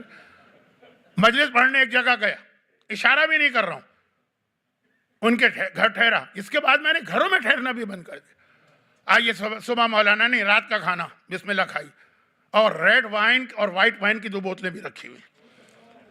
بھائی کوک ووک تو سمجھ میں آ جاتا ہے، اگرچہ وہ بھی نہیں ہونا چاہیے لیکن سمجھ میں آتا ہے. مولانا مجلس پڑھنے آئے ہیں، ایام ازا چل رہے ہیں، رات کا کھانا ہے، کہا یہ صحت معدے کے لیے بہت اچھا ہے، کھانا بالکل ہضم ہو جاتا ہے. اور مومن کے گھر کی بات کر رہا ہوں اور ایام ازا کے دوران کی بات کر رہا ہوں. تو اب خیر میں نے اس لیے کہا کہ جب ایک آدھ دفعہ شراب کی بات کرتا ہوں لوگ کہتے ہیں مولانا یہ ہم لوگوں کا پرابلم نہیں ہے. نہیں، ہمارا بھی ہے، ہمیں معلوم نہیں ہو رہا. بیئر کے بارے میں تو کہنا ہی بیکار، لیکن اس کو چھوڑی. بے حجابی، گانا، ڈانس. کراچی کی شادیوں میں تو ڈانس ایک لازمی اس کا آئٹم بن کے رہ گیا. مولانا آ کے نکاح نہ پڑھے کوئی بات نہیں، ڈانس ضرور ہونا چاہیے، اور سیدانی بچیاں. تو خلاصہ یہ ہے کہ میں اس طرف نہیں جا رہا ہوں، میں بتا رہا ہوں 10ویں اور 11ویں کا کام یہ کہ پہلے بیماریاں بتائیں کہ یہ آخر میں بیماری ہوگی اور پھر اس کا سلوشن بتائیں. اب یہ 10ویں اور 11ویں نے مل کے جو سلوشن بتایا اس کو میں 3-4 جملوں میں بیان کر رہا ہوں. ہر جملے پر ایک مجلس میں پڑھ چکا ہوں، تو اشرا اس طرح بنتا ہے. لیکن سب سے پہلے تو امام نے گناہوں سے روکنے کا سب سے پہلا طریقہ یہ ہے کہ دلوں میں عظمت اہل بیت اور محبت اہل بیت پیدا کرو. اگر واقعاً انسان اہل بیت کی عظمت کو جان لے کبھی گناہ نہیں کرے گا. حضرت یوسف کا واقعہ قرآن نے کہا احسن القصص ہے. اس واقعے میں یہ جملہ آتا ہے کہ جب زلیخا نے گناہ کا ارادہ کیا. اچھا ویسے بعد میں توبہ کر لی اس نے اور اچھی عورتوں میں آ گئی، لیکن جب کی بات تھی جب وہ کرپٹ تھی، اور وہ سارا جو واقعہ مشہور ہے کہ وہ دروازہ وغیرہ بند کیا، جو کچھ کیا اور ارادہ گناہ کا کیا. تو ایک کام اس نے یہ کیا کہ اس کے ہاں جو شیلف تھے اس پہ ایک کرٹن تھا، اس نے وہ کرٹن ڈال دی. حضرت یوسف نے پوچھا یہ کیوں کر رہی ہے؟ کہا کہ اس میں میرا خدا ہے. مجسمے ہوتا ہے نا، بت رکھا تھا. کہا کہ اپنے خدا کے سامنے گناہ کرتے ہوئے مجھے شرم آ رہی. جو اتنے بڑے گناہ کا ارادہ کر رہی ہے، جذبات میں آئی ہوئی ہے، لیکن اتنا اس میں بھی شعور اور اتنا احساس تھا کہ یہ بت ہے، میں اس کو اپنا خدا مانتی ہوں، اس کے آگے سجدہ کرتی ہوں، اس کے سامنے کیسے گناہ کروں؟ پردہ ڈال دی. تو جناب یوسف کا جملہ ہے تیرا خدا وہ کہ پردہ پڑ گیا تو دیکھ نہیں سکتا، میرا خدا وہ ہے کائنات کی کوئی چیز اسے چھپی بھی نہیں. جب تو اپنے جھوٹے خدا کے خوف سے یا معرفت سے گناہ نہیں کر رہے تو میں خدائے برحق میرے سامنے ہے، میں کیسے گناہ کروں؟ اور پھر وہ سارا واقعہ دیکھیں. اگر اتنی اویئرنیس آ جائے، خدا ہے اور امام ہیں، ہمارا ہر عمل امام زمانہ کے پاس رپورٹ ہوتا ہے ہر 24 گھنٹے کے بعد. ہمارا یہ عمل امام کے سامنے جائے گا جو آج ہم اس وقت کام کر رہے ہیں. اب یہ میں تفصیل میں نہیں جا پا رہا ہوں اس لیے کہ وقت نہیں، آج مصائب بھی زیادہ پڑھنا. گرچہ مجھے پتا ہے کہ آج ویک اینڈ ہے، کل آپ کو جاب پہ نہیں جانا، لیکن کل مجلسیں بہت ہوں گی. تو خلاصہ یہ ہے محبت اور عظمت اہل بیت دلوں میں پیدا کرو. کہ جب اسے یہ پتا چلے کہ اگر میں نے اس وقت ایک گانا سنا تو صبح صبح یہ امام زمانہ کو رپورٹ جائے گی کہ آپ کے چاہنے والے نے آج گانا سنا، شرم آ جائے گی انسان۔ بہت سارے لوگ ایسے ہیں۔ اسموکنگ اسلام میں جب حرام نہیں تھی، ابھی بھی ہے کہ نہیں، ایک ڈیبیٹ والا مسئلہ ہے، اس کا تعلق ہیلتھ سے ہے۔ مراجع کہتے ہیں یہ ہمارا کام نہیں، اگر ڈاکٹر سے متفق ہیں کہ نقصان دہ تو حرام ہے۔ لیکن میں کہہ رہا ہوں جب یہ کامن چیز تھی، اور عراق میں تو بہت کامن ہے آج بھی، تب بھی بہت سے لوگوں کو میں جانتا تھا کہ باپ آ جاتا تھا جلدی سے سگریٹ چھپا لیتے تھے، کوئی عالم دین آ جاتا تھا جلدی سے سگریٹ چھپا لیتے تھے، لیکن وہ خود عالم آ کے کہتا تھا بھائی کوئی سگریٹ ہے مجھے بھی پینا، تو خیر وہ ایک الگ کیٹیگری تھی۔ تو خلاصہ یہ ہے کہ ایک احترام، کیا کر لے گا وہ عالم آپ کو؟ آج کے زمانے میں باپ کیا کر لے گا؟ یہ جس کی بات ہو رہی ہے بیٹا، جوان بیٹا ہے نا، کوئی 5 سال کا بچہ کو تھوڑی سگریٹ پی رہا، لیکن ایک احترام۔ زمانے کا امام تو بہرحال وہ ہے جو ہمارا حاکم بھی ہے، اس کے سامنے جب روز رپورٹ جائے گی، شراب کی بات، اس کی اسموکنگ کی بات نہیں کر رہا ہوں، جو گناہ، تو اگر عظمت امام زمانہ دل میں ہے اور عظمت اہل بیت دل میں ہے تو خود ہی آدمی رک جائے گا گناہ سے۔ چنانچہ اس کے لیے بہترین، دیکھیں فضائل اہل بیت پہ اس سے بہتر بہت کم حدیثیں ہوں گی۔ زیارت جامعہ 10ویں امام نے ہم کو دی، پڑھتے جائیے اور وجد میں آتے جائیے، مزہ آتا جائے گا جس طرح سے اہل بیت کی عظمت زیارت جامعہ میں آئی۔ یہ وہی زیارت ہے کہ جب ایک مومن پریشانی میں گھرا تھا اور امام زمانہ نے اس کے 3 کام کہے تھے، یہ کرو تو ہم مدد کریں گے، زیارت عاشورہ، نماز شب اور زیارت جامعہ۔ خالی ترجمہ پڑھ لیجیے، یہ زیارت ہم کو دی گئی کہ یہی اگر آپ پڑھ لینا تو ایسا عظمت اہل بیت کا سکہ دلوں میں بیٹھے گا۔ یہ پہلا مرحلہ۔ لیکن ہر آدمی کا نیچر الگ ہوتا ہے اور ہر آدمی کے لیے دوا بھی الگ ہوتی ہے۔ ہمارے یہاں پاکستان انڈیا میں، جب آپ لوگ بھی وہیں سے آئے ہیں اس وقت آپ کی بھی یہی حالت ہوگی۔ پاکستان انڈیا میں ایک آدمی بیمار پڑ جائے نا، جتنے لوگ اس کو دیکھنے آتے ہیں ہر ایک کوئی نئی دوا بتاتا ہے، یہ استعمال کر لیجیے، یہ کر لیجیے۔ میری نانی نے بھی یہ استعمال کی تھی، میری دادی نے بھی استعمال کی تھی۔ ہم پوچھ رہے تھے پھر کیا ہوا؟ کہ وہ تو مر گئی۔ تو خلاصہ یہ ہے کہ مر گئی تب بھی دوا تو استعمال کی تھی، وہ آگے ایڈوائز ضرور کرے گا۔ مصیبت ہو جاتی ہے اپنی بیماری کسی کو بتانا۔ اب یہاں ڈاکٹر حضرات بھی، ان کو بھی پتا کہ بظاہر ایک جیسی بیماری والوں میں کتنا فرق ہوتا ہے اندرونی طور پر۔ میں یہ باتیں اس لیے کہتا ہوں کہ میں اپنی ذاتی حالات نہیں بتاتا، میں اس لیے کہتا ہوں لوگ سمجھتے ہیں کہ مولانا لوگ تو سنی سنائی بات کر رہے ہیں، میں اپنے اوپر گزری بھی بات کروں۔ بھائی وہ فلاں دوا ہے، وہ فلاں ڈائبیٹک پیشنٹ نے استعمال کی، میں استعمال کروں گا؟ نہیں، وہ کڈنی اسٹیج 2 کا مریض ہے، آپ کڈنی اسٹیج 3 میں، آپ کے لیے نہیں چلے گی۔ اس کا پوٹیشیم لیول زیادہ ہے، آپ کا کم ہے، آپ نہیں استعمال کر سکتے۔ اس کے بعد سوڈیم ہے، آپ کے پاس اس کی ڈیفیشنسی ہے۔ نہیں، عجیب عجیب باتیں ڈاکٹر کرتے ہیں لیکن ہوتی سب صحیح۔ تو خلاصہ یہ کہ دیکھنے میں سب ایک جیسے ہیں۔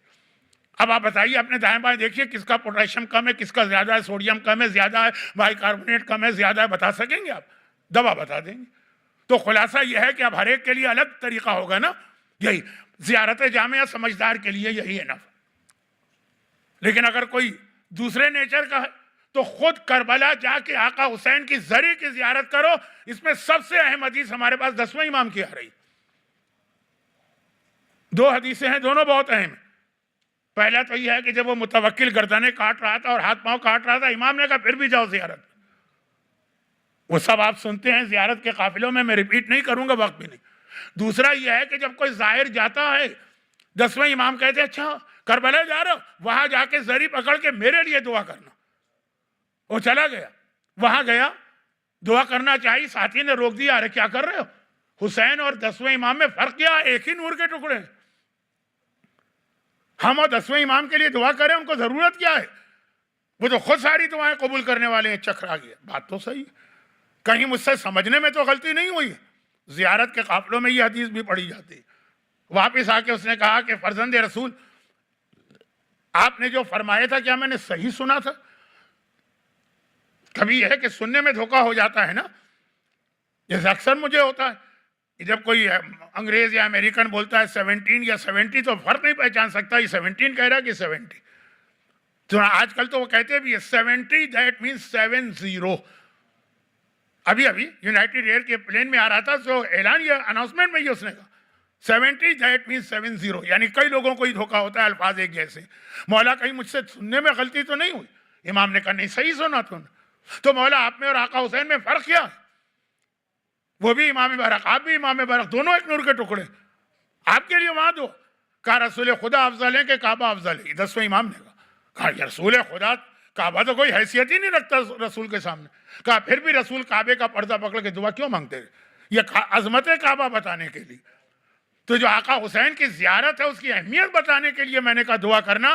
اب بہت سے لوگ میں جانتا ہوں پرسنلی ساری مجلسیں پڑھ ڈالیے، ساری معرفت اہل بیت ان کو کرا دیجئے، یقین بھی ہے ان کو، من کن تو مولا بھی یاد ہے، حدیث ثقلین یاد ہے، خیبر یاد ہے، سب یاد ہے، گناہ نہیں رکھتے.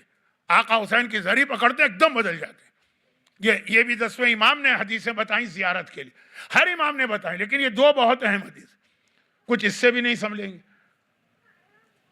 مشیر لکھنوی کا ایک مصرع تو آج کل میں بہت پڑھتا ہوں ممبر سے زائرین کے لیے کہ لوگ گئے زیارت پہ. مشیر کون ہے؟ دبیر کے شاگرد. دبیر کب گزرے ہیں؟ 150 سال پہلے، یعنی یہ 150 سال پہلے بھی پرابلم تھا. تو انہوں نے مرثیہ کہا، ہرسیہ کہا، جو بھی کہا، اس کا ایک مصرع تھا، ایمان لپٹ کے رہ گیا قبر حسین سے. گئے تھے جتنا ایمان لے کے گئے تھے وہ بھی وہیں چھوڑ کے آ گئے، خود بھی زری سے لپٹے تو ایمان تو وہیں رہ گیا، بغیر ایمان کے آ گئے. یہ 150 سال پہلے کے زائرین کو بتا رہے ہیں. تو کچھ اس سے بھی نہیں سمجھیں گے، اس کے لیے تیسرا طریقہ تھا، اور وہ یہ تھا کہ قبر اور عذاب قبر کو بہت یاد دلایا. ہر امام نے یاد دلایا. 10ویں امام نے اپنے گھر میں قبر تیار کرائی، جو آتا ہے قبر دکھاتے ہیں، ایک دن اس میں جانا. کچھ لوگ قبر دیکھ کے بھی نہیں سمجھتے ہیں، تو ان کے لیے پھر مثال ایکسٹریم پہ دی جاتی ہے. وہ 11ویں امام کا ہے واقعہ. دیکھیے میں بہت مختصر یہ پورے دیکھیے قبر کی بات ہو اور میں 1 منٹ میں فارغ کر دوں وہ صادق حسن نہیں ہوگا، لیکن کیا کروں، آج ٹائم نہیں ہے میرے پاس. یہی واقعہ جو میں نے پڑھا 10 منٹ تو میں لیتا ہی لیتا ہوں، لیکن آدھے منٹ میں فارغ کیا کہ 10ویں امام نے قبر بنائی، پھر بھی اثر نہیں ہوا. چوتھا منزل وہ کیا ہے؟ کوئی چیز جب بالکل یقینی طور پہ سمجھانا تو آدمی کو ایکسٹریم مثال دیتا. مثلا کسی نے کہا کہ یہ میرا اصول ہے، اس کی پابندی کرنا ہوگی. آپ نے دیکھا سامنے والا اس کو ہلکا لے رہا، آپ نے کہا میرے تو بیٹے نے بھی مخالفت کی تو میں نے بھی اس سے 2 تھپڑ مارے، بیٹے تک کو نہیں چھوڑا تو تم کیا ہو. یہ اسٹائل ہو جاتا ہے نا کہ جس میں سمجھانے کے لیے. بھائی قرآن نے شرک کا گناہ سمجھانے کے لیے سورہ زمر میں کیا کہا؟ لَإِنْ أَشْرَكْتَ لَيَحْبَطَنَّ عَمَلُكَ وَلَا تَكُونَنَّ مِنَ الْخَاسِرِينَ. اے رسول اگر تم شرک کرو گے تو تمہارے بھی سارے اعمال ضائع ہو جائیں گے اور تم نقصان اٹھاؤ گے. یہ سمجھانے کے لیے کہ شرک ایسا گناہ ہے کہ ہم رسول تک سے اس اسٹائل میں بات کر رہے ہیں تو تم کیا ہو. تو 11ویں کا مشہور واقعہ ہے، بہلول گزر رہے تھے سامرہ کی گلی سے، بہلول گزر رہے ہیں سامرہ کی گلی سے، دیکھا کہ بچے کھیل میں. یہ وہ زمانہ ہے کہ متوکل کربلا پر اٹیک پہ اٹیک کر رہا ہے، کیونکہ زیارت کے قافلوں میں وہ پوری تفصیل بتائی جاتی ہے، پانی اور دریائے فرات اور حل اور وہ ساری. تو اس کو چھوڑ کے تو اب بہلول وہ اس پریشانی میں سامرہ ہے، سامرہ کیپٹل ہے، کہ یہاں کوئی طریقہ ڈھونڈے کہ متوکل کو ان گناہوں اس ظلم سے روکا جائے. یہ لفظ اصل میں تو بہلول ہے، ہمارے یہاں بہلول چلے. اچھا یہ وہ بہلول نہیں ہے جن کے واقعات آپ بہت سنتے ہیں. بہلول اصل میں نام ہی نہیں ہے، انتہائی ذہین آدمی کو بہلول کہتے ہیں. خود مولا کا لقب ہے بہلول، سمع سخی بہی بہلول ذکی ابتہی. چوتھے امام نے جب دربار یزید میں خطبہ دیا تو مولا کے 75 فضائل بتائے، اس میں کہا کہ میرا دادا کون ہے؟ جو بہلول ہے، انتہائی عقل مند ذہین. خیر تو خلاصہ یہ ہے کہ ایک اور بہلول ہے. ایک تھے 7ویں امام کے زمانے میں جن کے دلچسپ واقعات آپ سنتے ہیں، یہ ہے 11ویں امام کے زمانے. اب یہ آئے ہیں سامرہ میں کوئی طریقہ ڈھونڈنا ہے کہ متوکل کو روکا جائے. ایک گلی سے گزر رہے ہیں، دیکھا ایک جگہ بچے کھیل رہے ہیں. یہ پہلا امام زمان 11ویں امام کا پبلک کے سامنے پہلی اپیئرنس ہے. اس سے پہلے 11ویں امام کبھی پبلک کے سامنے نہیں ہے. اور یہ واقعہ بھی 4 سال یا 5 سال کی ایج کا. بچے کھیل رہے ہیں، بہلول نے دیکھا ایک الگ بچہ کھڑا ہے، الگ. اس سے پہلے کسی نے دیکھا ہی نہیں تھا 11ویں کو، انہیں بھی شروع سے چھپایا گیا تھا. اس کی بھی ریزنز ہیں لیکن وہ ایک الگ مجلس چاہتے ہیں. تو خلاصہ یہ کہ بچے کھیل رہے ہیں، ایک بچہ کونے میں کھڑا رو رہا. بہلول گئے، کہا کہ صاحبزادے رو کیوں رہے؟ شاید تمہارے پاس وہ کھیلنے کی چیز نہیں ہے تو میں جاتا ہوں مارکیٹ سے خرید کے لا کے دے دیتا ہوں تمہیں، جو بچے جو بھی کھیل کھیل رہے ہوں گے. اس بچے نے جواب دیا کہ اے شخص، اللہ نے ہمیں کھیل کود کے لیے تو پیدا ہی نہیں کیا. 4 سال کے بچے سے جملہ سنا چھک لگا. کہا یہ کیسے کہہ دیا؟ قرآن کی آیت تلاوت کی، افحسبتم انما خلقناکم عبثا وانکم الینا لا ترجعون، اے انسانوں کیا تم سمجھتے ہو ہم نے تمہیں کھیل کے لیے پیدا کیا اور ایک دن تمہیں پلٹ کے نہیں آنا؟ تو کہا کہ پھر کس لیے پیدا ہوئے؟ آیت تلاوت کی وما خلقت الجن والانس الا لیعبدون، ہم تو عبادت خدا کے لیے پیدا ہوئے ہیں، کھیل کے لیے پیدا نہیں ہوئے۔ ایک عجیب جواب امام کا اس کے آگے آ رہا ہے جس کے کچھ الفاظ سے مجھے اختلاف ہے۔ امام کے الفاظ کچھ اور ہوں گے، راوی جو تھا اس نے ذرا لفظ اپنے حساب سے استعمال کیا، واقعہ صحیح۔ بہلول نے کہا لیکن بیٹے تم تو اتنا چھوٹے ہو، 4-5 سال تمہاری ایج ہے نا، یہ آیتیں تمہارے لیے تو نہیں ہے نا؟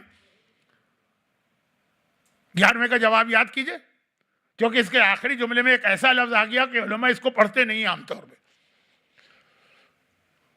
لیکن اس سے ملتا جلتا جملہ مولا استعمال کر چکے ہیں اس خطبے میں جس میں اپنے بڑے بھائی کی بات کی تھی کہ وہ مجھ سے اپنے حق سے زیادہ مانگنے آ گئے تھے، عقیل والا واقعہ۔ تو خیر 11واں امام کہتا ہے کہ میاں صاحبزادے، بہلول کہتے تم بہت چھوٹے ہو، یہ آیتیں تمہارے لیے نہیں ہیں۔ کہا میں نے اپنی مادر گرامی کو دیکھا ہے، ادیسہ خاتون، جب وہ کھانا وغیرہ تیار کرتی ہیں تو آگ روشن کرتی ہیں، تو پہلے زمانے میں تو لکڑیاں جلائی جاتی تھی، وہی ایک واحد طریقہ تھا آگ کا، یہ مٹی کا تیل اور اس کے بعد یہ گیس، یہ سب بات کی چیزیں۔ تو میں نے دیکھا وہ آگ روشن کرتی ہیں تو لکڑیوں میں آگ نہیں لگتی ہے، تو وہ چھوٹے چھوٹے لکڑیاں اٹھا کے پہلے انہیں جلاتی ہیں، ان کی مدد سے بڑی لکڑیوں کو سلگاتی ہیں۔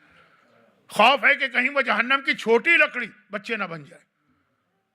یہ 5 سال میں 11واں امام کیوں کہہ رہا ہے؟ ایکسٹریم پر جا کر چوتھے نے قبر اپنے گھر میں تیار کی، 10ویں نے قبر تیار کی، کہا ایک دن اس میں جانا ہے، اسی کو دیکھ کے گناہوں سے باز آ جاؤ۔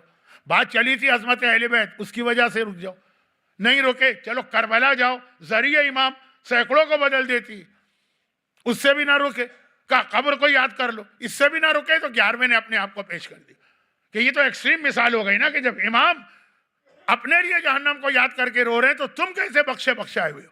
یہ کس کے لیے؟ یہ ہے امام کا ظہور، امام زمانہ تک جو مومنین آئے ان کو گناہوں سے روکنے کا پورا کورس۔ یہ 11ویں امام کی زندگی جس کا سب سے بڑا مشن دو تھے، لوگوں کو غیبت کا عادی بنایا جائے، آہستہ آہستہ لوگ 2 چیزوں کے عادی بنیں گے، غیبت کے عادی بنیں گے لیکن مرجے کے بھی عادی بنیں گے۔ امام ہیں اور خمس دے رہے ہیں جا کے عثمان ابن سعید کو، امام ہیں مگر مسئلہ جا کے دے رہے ہیں عثمان ابن سعید کو۔ یہ مرجعیت کی بھی ایک را فارم ہے ابتدائی، دیکھیں وقت نہیں، ختم بات۔ اور پھر ہاں یہ میں نے جملہ کہا تو ایک چھوٹا واقعہ سن لیجیے اور مصائب پہ میں آ رہا ہوں۔ ہم مراجع کی عزت بھی کرتے ہیں، احترام بھی کرتے ہیں، تقلید بھی کرتے ہیں، بلکہ جن کی تقلید نہ بھی کرے اگر وہ صحیح مرجع ہیں۔ آج کل تو جھوٹے مرجع بھی بہت بنائے جا رہے ہیں۔ ہمارے پاکستان کا آج کل ایک محاورہ ہے یا ٹرم ہے، شاید آپ کے یہاں بھی ہوگی، جب کوئی ایسی 3rd کلاس قسم کی چیز آتی ہے ہم کہتے ہیں یہ ٹیمو پرائم منسٹر ہے۔ یہ ٹیمو جو ہے وہ انجینئر ہے، یہ 3rd کلاس ہوتا ہے۔ ایک چائنیز کمپنی ہے ٹیمو، جس کے پاس ساری چیزیں بہت سستی تو ہوتی ہیں لیکن بہت ہی ٹیمو۔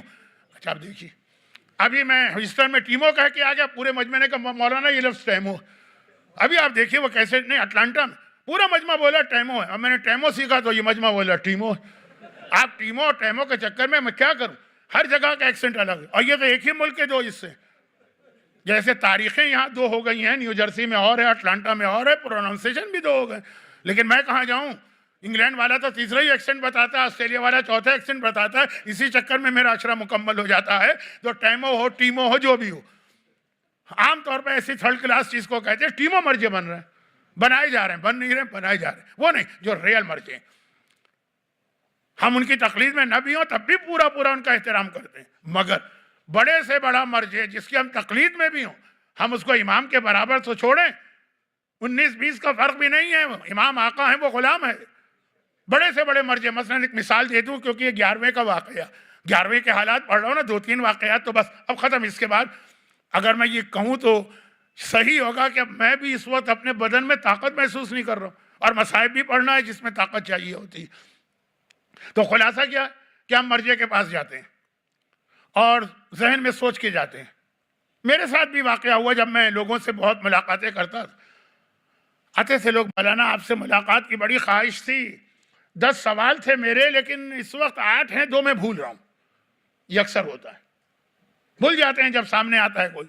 آپ مرجے کے پاس گئے، آپ کو پہلی دفعہ موقع مل جائے. اب آج کل تو سیکیورٹی کی وجہ سے اتنا آسان نہیں ہے ایکسیس، لیکن مرحوم آقا محسن حکیم دروازہ کھلا ہوتا تھا، جس کا دل چاہے جائے، جتنے چاہے سوال کرے. بلکہ خود آقا سیستانی کا بھی ایک شروع کا زمانہ تھا. تو اب یہ ہے کہ آپ گئے، آپ کے پاس 10 مسئلے تھے، آپ وہاں گئے، آپ کو 8 یاد رہے، 2 آپ بھول ہی گئے بالکل. آپ نے 8 پوچھے اور آ گئے. جو آپ پوچھیں گے وہی اسی کا جواب ملے گا نا، کیونکہ یہ مرجع. اور وہ 11واں امام براق. ایک راوی نے امام کو خط لکھا اور کہا کہ مولا یہ مسئلے ہیں میرے. عثمان ابن سعید کے تھرو خط آتے ہیں، یعنی بغداد کی اس دکان کے ذریعے. ایک سسٹم تھا امامت کا، بہترین سسٹم تھا، جو آج دنیا کی بہت سی حکومتیں بھی وہی طریقہ اختیار کرتی ہیں. اس نے ایک پرچہ لکھا، کہا کہ مولا یہ سوال ہے. پہلا سوال یہ ہے کہ ظہور امام کب ہوگا، آپ کے بیٹے کا ظہور. امام نے جواب میں لکھا کہ یہ اللہ کا ایک ایسا راز ہے جو اللہ کسی کو شیئر نہیں کرتا ہے جب اللہ کی مصلحت ہوگی. نمبر 2، جب امام زمانہ آئیں گے ان کا کیپٹل کیا ہوگا، مثلا کون سا شہر ایسا ہے میں جہاں جا کے رہوں، ایسا کچھ ہوگا ارادہ کون سا. امام نے کہا مسجد کوفہ میں امام کا آفس ہوگا، مسجد سہلہ میں امام کا خزانہ ہوگا. اس نے تیسرا سوال کیا، جب امام زمانہ آئیں گے پرچے پہ، تیسرا، یہ 11ویں امام کے جواب پڑھ رہا ہوں میں، تو امام زمانہ کیسے مقدمات کا فیصلہ کریں گے. کہا حضرت داؤد کے طریقے پر. قرآن کریم نے حضرت داؤد کی بہت تعریف کی ہے نا، کہ انہیں ہم نے خلیفہ بنایا اور انہیں فیصلے کرنے کی صلاحیت دی. وقت کم ہے کہ میں آیت بھی نہیں پڑھ رہا ہوں. تو کہا حضرت داؤد کے طریقے سے. پھر وضاحت کی کہ جس طرح داؤد اپنے علم نبوت سے فیصلہ کرتے تھے، نہ کوئی گواہ مانگتے تھے نہ کوئی ڈاکومنٹ. آج کل ایسا نہیں، خود رسول خدا بھی جب فیصلہ کرتے ہیں کہتے وٹنس لے کر آؤ. امام علی بھی کوئی فیصلہ کرتے ہیں وٹنس لاؤ، کیونکہ ان کو ظاہری طور پہ شریعت پہ عمل کرنا. امام کے آنے کے بعد یہ سارے پرابلم ختم ہوں گے. امام کوئی وٹنس نہیں مانگیں گے، کوئی ڈاکومنٹ نہیں مانگیں گے، کیس آئے گا، علم امامت سے فیصلہ کریں. یہ 3 سوال لکھے، امام نے جواب دیے.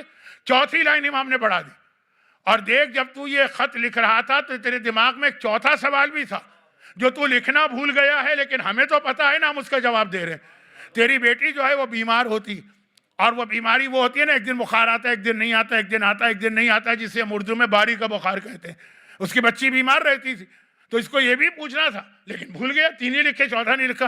امام نے کہا تیرے دماغ میں چوتھا سوال تھا، اب میں اس کا جواب لکھ رہا ہوں. وہ حضرت ابراہیم والی آیت، یا نارو کونی بردم و سلام علی ابراہیم، اے آگ ٹھنڈی ہو جا اور ابراہیم کو سلامتی ہو. یہ کاغذ پہ لکھ کے اپنی بچی کے گلے میں لٹکا، اس کی بیماری کا علاج ہو جائے گا. اب یہ ہے امامت، وہ ہے مرجعیت. آپ نے 10 سوال پوچھنا تھے، آپ نے 8 پوچھے تو وہ بھول گئے. مرجع کو نہیں پتا، وہ نہیں لکھ سکتا، جواب دے ہی نہیں سکتا، کیونکہ وہ غلام ہے امام کا. اور وہ امام ہے کہ جو آپ کو پوچھنا تھا آپ بھول بھی گئے. آپ بھول گئے، امام کو یاد ہے. اور امام آپ کے دل کی بات جانتے ہیں اور اس کے اعتبار سے جواب بھی دیتے ہیں.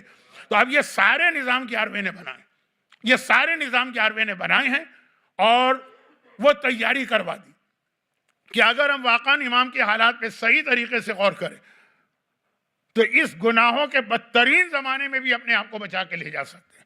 اور پھر آخری ایک جملہ امام نے ایسا کہہ دیا جس کے اوپر اینڈ ہو گیا. ایک مومن نے خط لکھا کہ مولا سب سے بڑا گناہ کیا، سب سے بڑا گناہ. عقیدے کی بات نہیں کر رہا ہے ورنہ شرک کی بات آتی. سب سے بڑا گناہ. اب آپ لوگ خود بھی سوچیے، ابھی سب سے بڑا گناہ کیا. آپ کہیں گے کہ ہم تو یہ سوچ رہے ہیں کہ مولانا کب اتریں گے ممبر سے، اتنا لمبا بیان ہو گیا. نہیں، بس اب آپ کو اس میں زیادہ نہیں سوچنا، وہ اترنے ہی والے ہیں ممبر سے چند جملے مسائل کے پڑھ کر. لیکن سب سے بڑا گناہ کیا؟ شراب، حرام کاری، کسی کا حق کھا لینا، ماں کو مارنا. امام نے کہا سب سے بڑا گناہ یہ ہے کہ انسان کوئی گناہ یہ سمجھ کے کرے یہ تو بہت چھوٹا گناہ، اتنا تو چلتا. کوئی بھی گناہ چھوٹے سے چھوٹا بھی یہ کہہ کر چلے، یہ کہہ کر کرے کہ اتنا تو چل جائے گا، یہ چل نہیں جائے گا، یہ جلا دے گا آپ کو جہنم کی آگ کے اندر. سب سے بڑا گناہ یہ ہے کہ کسی گناہ کو چھوٹا سمجھ کے کیا ہے. پورا فل اسٹاپ لگا دیا امام نے کہ کوئی بھی گناہ ہوں گے. ہم کیا معصوم ہیں؟ کیا ہم محفوظ عن الخطا ہیں؟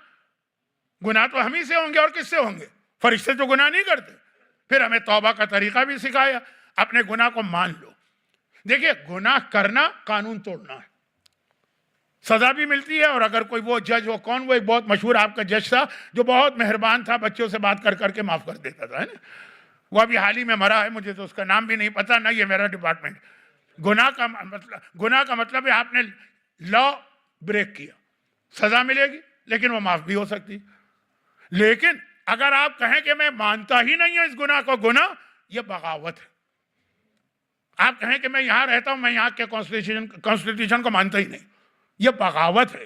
بغاوت کی معافی نہیں ہوتی ہے، لا بریک کرنے کی معافی ہو جاتی ہے۔ تو خلاصہ یہ کسی گناہ کو یہ سمجھ کے نہ کرے کہ میں نہیں مانتا اس کو، تو بہت چھوٹا۔ اب اس کے بعد اگر غلطی ہو جائے، ہوگی ہم ہی سے ہوگی، تو توبہ کا دروازہ بھی ہے، استغفار بھی ہے، زیارت کا انسٹیٹیوشن بھی ہے، معصومین کے فضائل پڑھنے کا انسٹیٹیوشن بھی ہے، اور سب سے بڑھ کر حسین کے غم میں آنسو بہا لو، پتہ نہیں یہ آنسو کتنے گناہوں کو بہا کے لے جا رہے۔ اور آج ایام عزا کی آخری رات آ گئی، 2 مہینے 8 دن آپ نے آنسو بہائے، اور یقین کی منزل کے برابر ہے یہ میرا نظریہ کہ گناہوں کو تو انہوں نے پاک کیا۔ دیکھیے ہر چیز کو پاک کرنے کے الگ الگ طریقے ہوتے ہیں، کچھ چیزیں پانی سے پاک ہوتی ہیں، کچھ زمین سے پاک ہوتی ہیں، کچھ دھبے جو ہیں اس کے لیے مثلاً گیس یا وہ پیٹرول ڈالنا پڑتا ہے، کچھ کے لیے سٹین ریموور آتے ہیں نا۔ گناہوں کو اگر اپنے جسم سے دھونا ہے تو غم حسین والے آنسو۔ مگر عام طور پہ کوئی چیز آپ پاک کرتے ہیں پانی ڈال کے مثلاً، یا کوئی اور لیکوڈ ڈال کے، تو وہ دھبا ہٹ جاتا ہے، وہ سٹین ہٹ جاتا ہے، اور وہ پانی بہہ کے چلا جاتا ہے مثلاً ویسٹیج میں۔ غم حسین کے آنسو بہت اہم ہیں۔ یہ آپ کے گناہوں کو پاک کر کے کہیں ضائع نہیں ہوتے، یہ پاک کرتے ہوئے رومال زہرا میں جمع ہو رہے ہوتے۔ کون زہرا؟ جن کو آج اپنے ایک اور بیٹے کا ماتم کرنا ہے۔ عجیب زندگی ہے جناب زہرا کی، جب سے دنیا میں آئی ہیں اس وقت سے اتنی مصیبتیں آئیں کہ روتے ہوئے گزری، لیکن شہزادی آج آپ کا آخری بیٹا شہید ہو رہا ہے، اس کے بعد پروردگار کسی ظالم کو آپ کے بیٹے پر تسلط نہیں دے گا۔ میرا 11واں امام 5 ربیع الاول کو معتمد عباسی نے اپنے غلام کو بلا کے کھانا دیا اور کہا کہ جاؤ کھانا کھلاؤ اس قیدی کو جو قید خانے میں، اور اپنے سامنے کھلا کے آنا، اور اگر وہ منع کرے تو کسی طرح اسے راضی کرنا، جبر نہیں، راضی کرنا، چاہے آخر میں تو یہی کہہ دینا کہ فرزند رسول یہ کھانا آپ کھا لیجئے تو میرا آقا مجھے رہا کر دے گا، آزاد کر دے گا، میں غلامی سے نجات پا جاؤں گا، کسی طرح سے کنونس کر کے۔ وہ کھانا لے کے اس قید خانے میں جاتا ہے جو زمین کے پتہ نہیں کتنا نیچے، امام معصوم کے سامنے وہ کھانا رکھتا، اور ایسے ہی جملے کہے ہوں گے امام کی، پتہ ہے نا کہ امام تو اتنے مہربان ہیں کہ گناہگاروں تک تو چھوڑے، دشمنوں تک پر مہربانی کرتے ہیں۔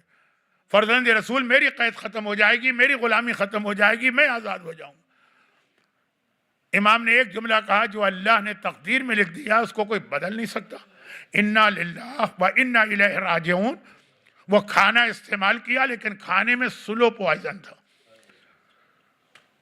فوری زہر نہیں، سلو پوائزن، کیونکہ معتمد عباسی کو اس فراڈ اور چیٹنگ سے کام لینا تھا کہ پبلک کے سامنے کہے کہ میں نے کچھ نہیں کیا۔ اگلے دن اب امام نے کھانا کھایا، کچھ دیر گزری، پھر امام کے بدن میں کمزوری پیدا ہونے شروع، اسکن کا کلر چینج ہونے لگا، امام کے ہاتھ پاؤں جو ہیں وہ کانپنے لگے آہستہ آہستہ۔ اس نے باقاعدہ رائل ڈاکٹرز کی ایک ٹیم بھیجی کہ جا کے امام کو دیکھو، اور کہہ دیا کہ لوگوں کو آ کے یہی دینا کہ سب کچھ نارمل ہے۔ دنیا میں حالات وہی ہوتے ہیں، پلٹ پلٹ کے آتے ہیں۔ حکومتیں اسی طرح سے کسی بیمار کی بیماری کو چھپاتی ہیں۔ روزانہ 5 ربیع الاول کی صبح کا یہ واقعہ، 5 ربیع الاول کو وہ لوگ آئے، 6 ربیع الاول کو وہ لوگ آئے، 7 ربیع الاول کو لوگ آئے، اور سارے ٹاپ کے ڈاکٹر۔ خلیفہ کا علاج تو وہی ڈاکٹر کرتے ہیں نا۔ اور وہ دیکھ رہے ہیں کہ امام کے بدن پہ ورم بڑھتا جا رہا، پوری اسکن جو ہے وہ زرد ہوتی جا رہی، امام کے بدن میں کپ کپی بڑھتی جا رہی ہے، روزانہ سلو پوائزن، مگر آ کے کہتے ہیں ایوری تھنگ از نارمل، مریض بالکل صحت مند ہے۔ یہاں تک کہ 7 ربیع الاول کی تاریخ آ گئی، آج دن ختم ہوا اور رات آ گئی، تو امام کی بیماری بڑھ رہی، फजर के करीब इमाम ने कनीज से कहा कि पानी लाओ, मुझे वुजू करना, कल की नमाज कज़ा ना हो। इस हालत में इमाम ने वो नमाज पढ़ी, वुजू किया, दीवार पे हाथ रख के खड़े हुए, नमाज खत्म की और मुसल्ले पे गिर पड़े।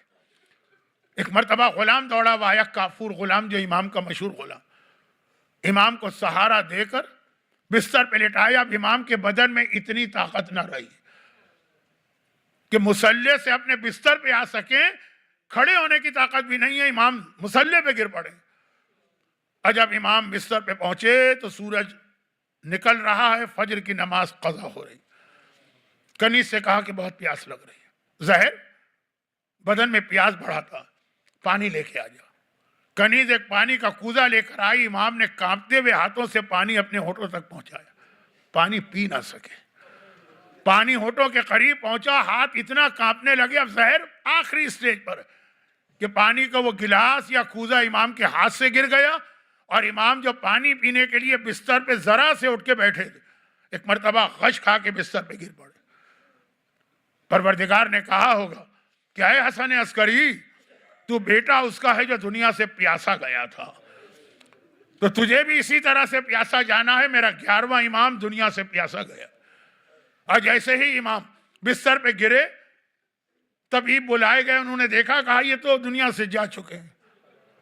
अब मोतमद अब्बासी खुद खलीफा खुद आ रहा है कंडोलेंस करने के लिए, देखिए ना मुनाफिकत, और सारे एडवाइजर, सारे मिनिस्टर सब उसके साथ आया। आने के बाद जो भी इमाम के उस वक्त बेटा तो था ही नहीं, गैबत में था, जो भाई वगैरह थे जाफर तव्वाब, उनको पुरसा दिया, कहा मैं जा रहा हूं, पूरा मेरा अमला यहीं पे रहेगा और मेरी तरफ से ये जनाजे को दफन करके आई। अब बाहर बहुत हंगामा शोर, यानी पूरी पब्लिक आती जा रही, और अंदर घर में इमाम अकेले। एक गुलाम है, एक कनीज है, कि एकदम से पर्दा हटा के 5 साल का बच्चा निकला। गुलाम कनीज से कहा हट जाओ, ये मेरा बाबा है, गुस्ल मैं खुद दूंगा, कफन मैं खुद पहनाऊंगा। 5 साल के इस बच्चे ने अपने बाबा 11वें इमाम को गुस्ल मैयत दिया, अपने हाथों से कफन पहनाया, जनाजा तैयार हुआ, बच्चा दोबारा गैबत में चला गया। जनाब जाफर ऊपर जाके गुलाम ने बताया जनाजा तैयार। उन्होंने कहा कि देखिए लोगों से, नीचे जगह ज्यादा नहीं है, इतना सा तहखाना, फैमिली मेंबर्स के साथ नमाज जनाजा पढ़ के मैं आता हूँ और जनाजे को लाता हूँ। कैद थी, तहखाना था। अल्लाह आपके बड़े बड़े घरों को सलामत रखे, इससे अच्छे घर आपको दे, लेकिन जिंदान शाम की सकीना का कैद खाना याद रखिएगा, 11वें इमाम का ये कैद खाना कि नमाज पढ़ने के लिए जगह नहीं। जाफर आगे बढ़े, नमाज पढ़ाना चाहते हैं, फिर पर्दा हटा। 5 साल का मेरा इमाम ज़माना आ गया, बाजू से पकड़ के अपने चचा को हटाया, चचा ये आपकी जगह नहीं है, ये मेरी जगह। इमाम की नमाज सिर्फ इमाम पढ़ा सकता, इमाम ज़माना ने नमाज पढ़ाई। और फिर जनाजा बाहर गया, पूरे 12 इमामों में 12वां जिंदा है, 11 में किसी का जनाजा इतनी शान से नहीं उठा जिस शान के साथ 11वें इमाम का जनाजा उठा। सारे शहर में उस दिन हॉलीडे हो गई, तातील हो गई, दुकानें बंद हो गई, खुद बादशाह के सारे वजीर और अमीर दर जनाजे में आए, सारे लोग आ गए, कोहराम बपा था, औरतें सर पीट पीट के मातम कर रही थी। सामर्रा में गुल बपा है, 11वें इमाम का ऐसा शानदार जनाजा किसी का ना उठा, और उन्हें ले जाकर अपने बाप के करीब वहां दफन किया जहां सामर्रा में। मगर इस जनाजे के उठने ने इमाम ज़माना की यतीमी हम तक पहुंचाई ना, तो आइए हम सब मिलकर अपने ज़माने के इमाम को मुखातब करें और कहें क्या है ज़माने के इमाम, आज आप यतीम हुए, और तकरीबन उसी एज में यतीम हुए जिस एज में करबला की सकीना यतीम हुई थी। इमाम ज़माना में आपके मसाइब को कम नहीं कर रहा हूँ, लेकिन आपकी यतीमी यतीमी थी। सकीना की यतीमी तमाचों के साथ आई, आपकी यतीमी यतीमी थी। सज्जाद की यतीमी बदन पे कोड़ों के साथ आई, और खाली सज्जाद के कोड़ों का जिक्र क्यों करूं। घर के ताबूत अभी आने वाला है, लेकिन थोड़ा मसाइब आगे सुन लीजिए, फिर इसके बाद 11वें इमाम के ताबूत की जियारत कीजिएगा। उसूलन तो यहीं पे मुझे मसाइब रोक के ताबूत के लिए इशारा करना चाहिए, लेकिन नहीं। सज्जाद की यतीमी कोड़ों के साथ आई, सकीना की यतीमी तमाचों के साथ आई, मगर सज्जाद और सकीना के तमाचे अपनी जगह, सज्जाद के कोड़े अपनी जगह। इससे भी बड़ा इम्तिहान, ज़ैनब लुट के वापस मदीने आई। اور ایک مرتبہ ام کلثوم کی نگاہ دیوار مدینہ پہ پڑی، بے اختیار کہا مدینہ تو جدنا لا تقبلینا، نانا کے شہر ہمیں قبول نہ کر، ہم تجھ میں آنے کے قابل نہیں۔ اور زینب نے کہا سجاد اب زینب شہر میں نہیں جائے گی، زینب جنگل میں خیمہ لگا کے رہے گی۔ پورا قافلہ شہر سے باہر جنگل میں اتر گئے۔ سجاد کیا زینب سے کہہ سکتی ہیں پھوپھی اماں میں حکم دیتا ہوں آپ مدینے میں جائیے؟ بے شک امام ہوں گے لیکن زینب عمر میں بھی بڑی ہیں، رتبے میں بھی بڑی ہیں، پھوپھی ہیں، رتبے سے مطلب رشتہ پھوپھی۔ لیکن سجاد کو پتا ایک ہی طریقہ ہے زینب کو شہر لے جانے کا۔ اگر ماں ام البنین آ کر کہیں کہ زینب بیٹی میرے ساتھ چل، زینب سب کو منع کر سکتی ہیں، عباس کی ماں کو منع نہیں کر سکتی۔ سجاد نے بشیر کو بلا کے علم دیا اور کہا جا کے محلہ بنی ہاشم میں اعلان کر دے حسینی قافلہ آیا۔ اور وہ پہنچا محلہ بنی ہاشم میں، اعلان کیا حسینی قافلہ آیا ہے۔ گھر کا دروازہ کھولا، ایک ننھی سی بچی دروازے پہ کھڑی، جیسے ہی اعلان سنا ایک مرتبہ گھر کا رخ کر کے کہا چچا محمد حنفیہ میرا بابا آ گیا ہے، مجھے ملانے لے چل۔ میں سمجھ گیا یہ حسین کی یتیمہ فاطمہ صغرا، مگر مجھے لگا کوئی میرا گھٹنا پکڑ کے ہلا رہا۔ میں نے جھک کے دیکھا ایک چھوٹا سا بچہ، وہی بچوں کی ایج ہے، امام زمانہ ہو یا سکینہ ہو اسی ایج کا بچہ، میرا گھٹنا ہلا رہا ہے، کہہ رہا ہے ایک شخص ایک بات تو بتا، میرے بابا کا علم تیرے ہاتھ میں کیسے آ گیا، میرا بابا کہاں چلا گیا؟ میں سمجھ گیا یہ عباس علمدار کا یتیم ہے۔ میں نے بچے سے کہا بیٹا میں کس کس کو جواب دوں؟ سب ایک ساتھ چلے، اور یہ قافلہ آگے آگے ام البنین ہیں، وہاں پہنچا کہ جہاں سیدانیوں اور اسیران کربلا کے رکے۔ لیکن ہر بیوی دوسری بیوی سے مل کے، ادھر سے بھی بیویاں گئی ہیں نا، ام البنین گئی ہیں، ام سلمہ گئی ہیں، ام ہانی گئی ہیں، اور ادھر بھی خالی بیویاں، سب ایک دوسرے سے مل کے کربلا کی بات کر رہی ہیں۔ سب سے زیادہ کربلا کی بات کسے کرنا چاہیے؟ صغرا کو نا۔ صغرا کوئی بات نہیں کر رہی، وہ ایک کام کر رہی، پہلے رباب کے قریب گئی، گود میں جھانک کے دیکھا، پھر آگے بڑھی۔ لیلا کے قریب گئی، گود میں دیکھا، آگے بڑھی۔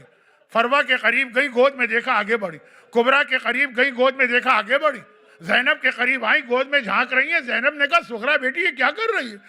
تو نے اپنے گھر کے بارے میں کچھ نہیں پوچھا؟ کہا پھوپھی اماں مجھے پوچھنے کی ضرورت نہیں، مجھے پتا ہے میرا بابا مارا گیا، مجھے پتا ہے میرا چچا عباس مارا گیا، مجھے پتا ہے میرا بھیا اکبر مارا گیا، بس ایک سکون ہے میرا ننھا اصغر تو زندہ ہوگا۔ کلیجے سے لگاؤں گی تو شفیع پاؤں گی۔ ارے زینب کیسے بتائیں، صغرا ہر ایک کربلا میں ایک بار مارا گیا، تیرا اصغر 2 بار مارا گیا ہے۔ پہلے ہرملا کے تیر سے گلا چھیدا، اور پھر شمر نے قبر کھود کے جو ننھا لاشا نکالا اور گلے پہ چلا کے ننھا سا سر الگ کیا۔ ام البنین نے بس آخری جملے، ام البنین نے کہا بیٹی شہر میں مت رہ، چل میرے ساتھ۔ اب کیسے منع کرے زینب؟ اب یہ قافلہ چلا، شہر میں داخل ہوا۔ ام البنین نے کہا زینب بیٹی اپنے گھر نہ جا، پہلے میرے گھر میں چل، ایک مرتبہ صفِ عزا بچھا، اس پر ماتم کر۔ زینب نے کہا کہ اماں آپ نے ٹھیک کہا ہے، پہلے عباس کا ماتم کرنا ہے۔ ام البنین نے کہا بیٹا میں عباس کی بات نہیں کر رہی ہوں، میں اپنے آقا حسین کی بات کر رہی ہوں۔ مجھے عباس کا ماتم نہیں کرنا ہے، مجھے اپنے آقا حسین کا ماتم کرنا ہے۔ زینب نے ہاتھ جوڑے کہا اماں ام البنین بس مجھے اجازت دیجئے، میں آپ کے گھر میں بھی پہلے نہیں جاؤں گی، میں پہلے نانا کی قبر پہ جانا چاہتی ہوں۔ مسجد میں پہرا لگوایا گیا، سارے مرد نکالے گئے، صرف عورتیں ہیں۔ زینب ایک مرتبہ نانا کے قریب آئی اور کہا کہ نانا پہلے تو السلام علیکہ یا جدہ، اپنی زینب کا سلام قبول کر، تیری بیٹی تیری قبر پہ آ رہی ہے۔ اور نانا دستور دنیا ہے، جب مسافر آتے ہیں کوئی گفٹ، کوئی سوغات، کوئی ہدیہ لاتے ہیں، تیری بیٹی بھی 2 تحفے لے کر آئی ہے۔ یہ کہہ کر ابا میں سے پہلے ایک لہو بھرا ہوا کرتا نکالا، قبر رسول پہ یہ کرتا پھیلایا، کہا نانا یہ وہ کرتا ہے جو میرے ماجائے نے پہنا تھا جب شمر کا خنجر میرے حسین کے گلے پہ چل رہا تھا۔ روایتوں میں، مختل کی روایتوں میں قبر رسول سے رونے کی آواز آنے لگی، قبر رسول ہلنے لگی۔ ایک مرتبہ زینب نے کہا نانا ابھی تو ایک ہی تحفہ تو نے دیکھا، دوسرا تجھے دکھا نہیں سکتی ہوں لیکن بتاؤں گی ضرور. اور نانا تیری زینب اس حالت میں آئی ہے کہ پوری کمر ان کوڑوں کی وجہ سے سیاہ پڑ چکی ہے جو کوفے سے شام شمر نے میری کمر پہ برسائے ہیں. قبر رسول ہلنے لگی. ارے قبر رسول ایک بار نہیں ہلی. جب فاطمہ دنیا سے گئی قبر رسول ہلی, علی گئے قبر رسول ہلی, حسن گئے قبر رسول ہلی, حسین گئے قبر رسول ہلی, زینب آئی قبر رسول ہلی, حسن عسکری کا تابوت آیا قبر رسول مدینے میں ہل رہی ہے اور یہاں تابوت آ رہا ہے. ہائے میرا مولا امام زمانہ یتیم ہو گیا.